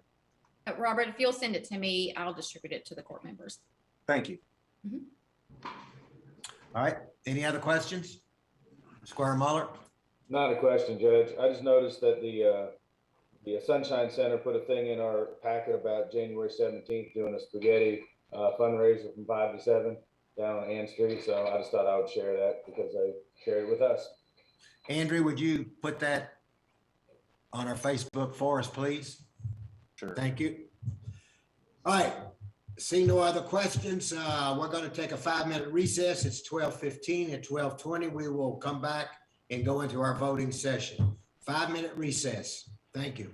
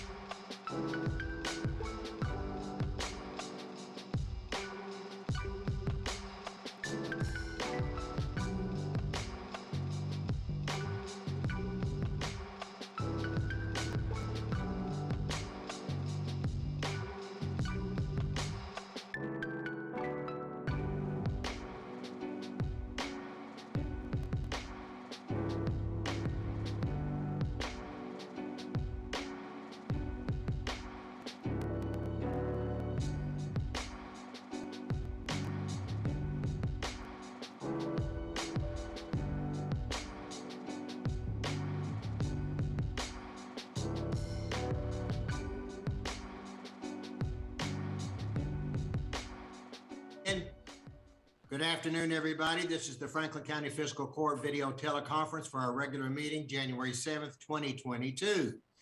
And this is our voting session, and we welcome all of you. If you've been listening to our work session, welcome back. And let's begin with the roll call. Squire Sebastian, Here. Squire Blackburn, Present. Squire Muller, Present. Squire Tracy, Here. Squire Booth, Present. Judge Wells. Here. All right. Squire Moore. About Lambert. Squire Moore, you forgot Yeah, him. I don't know. I can't see him, I guess. Squire All Moore, right. I'm sorry. Squire Moore, are you here? Here. Are you here? Thank you. All right. Well, let's stand for the pledge, and today's pledge leaders are very special. One is Riley, the granddaughter of Tambra, and the other one is Connor, the son of Sky Hansen. So welcome, Riley, and welcome, Connor, and lead us in the pledge, if you would. Thank you.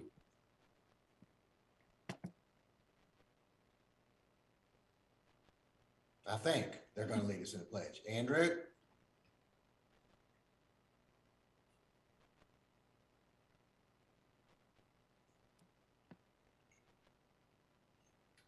Okay, Riley and Connor, technical difficulty, so we'll wait a second and see if Andrew can fix it.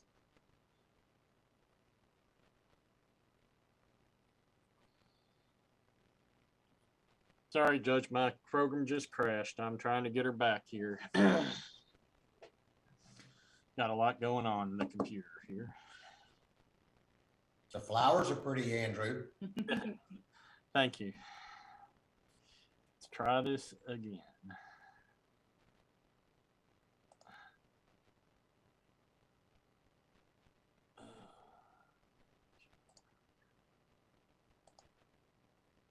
Oh, here we go. Andrew, you got to turn it around, though.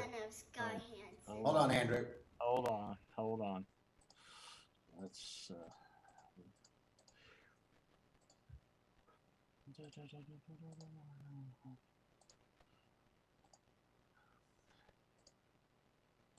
all right, without any further ado, here we go.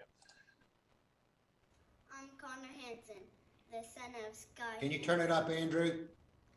My name is Riley, and I'm the granddaughter of Tamara. Everybody put their hand on their heart. I pledge allegiance to the flag of the United States of America and to the republic for which it stands, one nation, under God, indivisible, with liberty and justice for all. You may be seated. Have a great meeting. Thank you. And you can definitely tell that Riley is a granddaughter of Tamara's. You may please be seated. You may have a good meeting. Thank you, Riley. Thank you, Connor. That was awesome. Very great job. Thank you, Sky, and thank you, Tamara, for having them lead us in the pledge. All right. The next item on the agenda is authorization for approval of minutes from our regular meeting of December the 17th, 2021. So moved. Second. Then seconded. Discussion, call the roll. Squire Sebastian, Yes. Squire Blackburn, Yes. Squire Muller, Yes. Squire Tracy, Yes. Squire Booth, Yes. Squire Moore, Yes. Judge Wells. Yes. Next item is authorization to approve a funding request in the amount of $24,500 to the Simon House. So moved. Okay. Second. Second. Moved in second, Squire Blackburn. Discussion. This money is to be made up for the loss of revenue that has occurred in the process of upgrading in the Simon House, and for the huge demand that is being taken place under the auspices of homelessness in Franklin County. With that being said, there's a motion and a second. Call the roll. Squire Sebastian, Yes. Squire Blackburn, Yes. Squire Muller, Yes. Squire Tracy, Yes. Squire Booth, No. Squire Moore, Or yes. Judge Wells, Yes. Next item is authorization to approve a resolution in support of pledging to contribute $15,000 to the city of Frankfurt for the purpose of contracting with a professional service consultant to provide administrative services for the Frankfurt Cares Coalition for a period of 6 months. As we just heard, we heard earlier in our work session, it's hugely important for the agencies to be interconnected, and that's what this process is going to do, is make sure there's an interconnection with our social agencies. So there's any discussion? Call the roll. I need a motion. Is there a motion? Okay, I'm sorry. That's We okay. already had that. I apologize. Is there a motion? Sorry about that. Is there a motion? So moved. All right. Is there a second? I'll second it. All right. Call the roll. Squire Sebastian, I want to explain the vote. I do think that there are opportunities for these groups to collaborate, which they have indicated that they have through PowerPoint information. So I'm going to be no on this. Squire Blackburn, Okay, Squire make sure Muller. I'm good. Wait a minute, Squire Blackburn didn't say Oh, anything. I thought you said no. I'm No, he sorry. didn't say it. Now I want to explain my vote. After our last meeting, I've been in contact with folks on the steering committee and other agencies, and I'm just going to have to say I'm a no as well. Squire Muller, I think there's pros and cons for this, but for today, my voting purpose, there's too many questions unanswered. And I think Rachel did a really good job answering what she could, but I'm a no right now. Thank you. Squire Tracy, Too many what ifs and uncertainty surrounding this, and I'm a no. Squire Booth, No. Squire Moore, Yes. Judge Wells, Yes, and let me explain. I think part of the what ifs and the questions and all that is part of the reason to hire a consultant, because there are a lot of variables out there, and so that is the city is fully funding this. They're just asking for us to help with the funding, because this affects our whole community, not just the city. And so a way to get a lot of those questions answered is to hire this consultant. And that's why I think it's a good idea. And as I said, I vote yes, but it did not pass. So we'll let the city know. The next item is the first reading of an ordinance amending the Franklin County Code of Ordinances, Chapter 155, Section 155.085, a table of permitted uses to include the land use of many warehouses, self-storage facilities as a permitted use in the highway commercial zoning district, in Section 155.089, noted special conditions, to add noted special condition number 28. This is the first reading. The second reading will be Thursday, January 20th. And so with that being said, we'll move to the next item. The next item is authorization to advertise for agricultural services for 100 Lewis Ferry, architectural services, sorry. Authorization to advertise for architectural services for 100 Lewis Ferry Road. So move. Second. All right, discussion. This, just to be right up front, this is to look at a new road department, which is badly needed for our people that work down there. So this is an exciting time for us. With that being said, call the roll. Squire Sebastian, Long overdue. So I'm a solid yes. Squire Blackburn, Yes. Squire Muller, Absolutely, yes. Squire Tracy, Absolutely. Squire Booth. Long overdue. So yes. I apologize. Squire Booth, Yes. Squire Moore, Yes. Judge Wells, Yes. Next item is the first reading of an ordinance amending the operation of for County Fiscal Court, Chapter 30 Administrative Code, Purchases and Contracts, Section 1.118 Procedures, Prerequisite to Use of Negotiated Processes, and Section 0.120 Small Purchase Procedures of the Franklin County Code of Ordinances by setting a fixed amount for the negotiated and bid process requirements, and that fixed amount is what, Amber? $22,000. $22,000. Okay, that's the first reading. Yeah, well, that's just the first reading. It's not a vote. Gotcha. Thank you. The second reading will be on Thursday, January 20th. The next item is authorization to approve a resolution in support of a grant funding Elkhorn Water District Utility Project not to exceed $100,000. So moved. That's the one I had down. Second. Did you say second, Squire Tracy? Yes, sir. Okay. All right, discussion. Call the roll. Squire Sebastian, Yes. Squire Blackburn, Yes. Okay. Squire Muller, Yes. Squire Tracy, Yes. Squire Booth, Yes. Squire Moore, Yes. Judge Wells. Yes, and this is the first of several grants that will be coming to us that we're using our American Rescue Funds to help the water districts. And so several more will be coming, and we're tickled to death to be able to help the water districts, which in turn helps the citizens in those areas. And so we're going to have several more on the 20th, and it's great that we have monies available to help them. So with that, I vote yes. And let's go to the next item, and that's a second reading approval of amendment number 2 to ordinance number 6, 2021, relating to budget for fiscal year 2021-2022. So moved. Squire Booth and Squire Moore, second. All right, call the roll. Squire Sebastian, Yes. Squire Blackburn, Yes. Squire Muller, Yes. Squire Tracy, Yes. Squire Booth, Yes.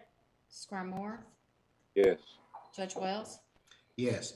Next item is authorization to receive the treasurer's report. So moved. Second. Second, moved to seconded. Call the roll. Squire Sebastian, Yes. Squire Blackburn, Yes. Squire Muller, Yes. Squire Tracy, Yes. Squire Booth, Yes. Squire Moore, Yes. Judge Wells. Yes. Next item is payment of claims. Is there a motion to deny any payment of any claims? Seeing no motion, let the record reflect claims are ordered to be paid. The next item is authorization to adjourn. So moved. Second. Second by Squire Booth. All right. Call the roll. Squire Sebastian, Yes. Squire Blackburn, Yes. Squire Muller, Wear your masks. Yes. Squire Tracy, Yes. Squire Booth, Yes. Squire Moore, Yes. Judge Wells. Yes, and we just experienced our first major snowfall for the year. Winter is here, and I want to give a big shout out to our Franklin County Road Department and what they've done to clean our roads, to the city of Frankfort for what they've done in the city, and to the State Transportation Department for what they're doing on the state roads. God bless you all. God bless everybody. Be safe. Thanks, everybody. We're adjourned.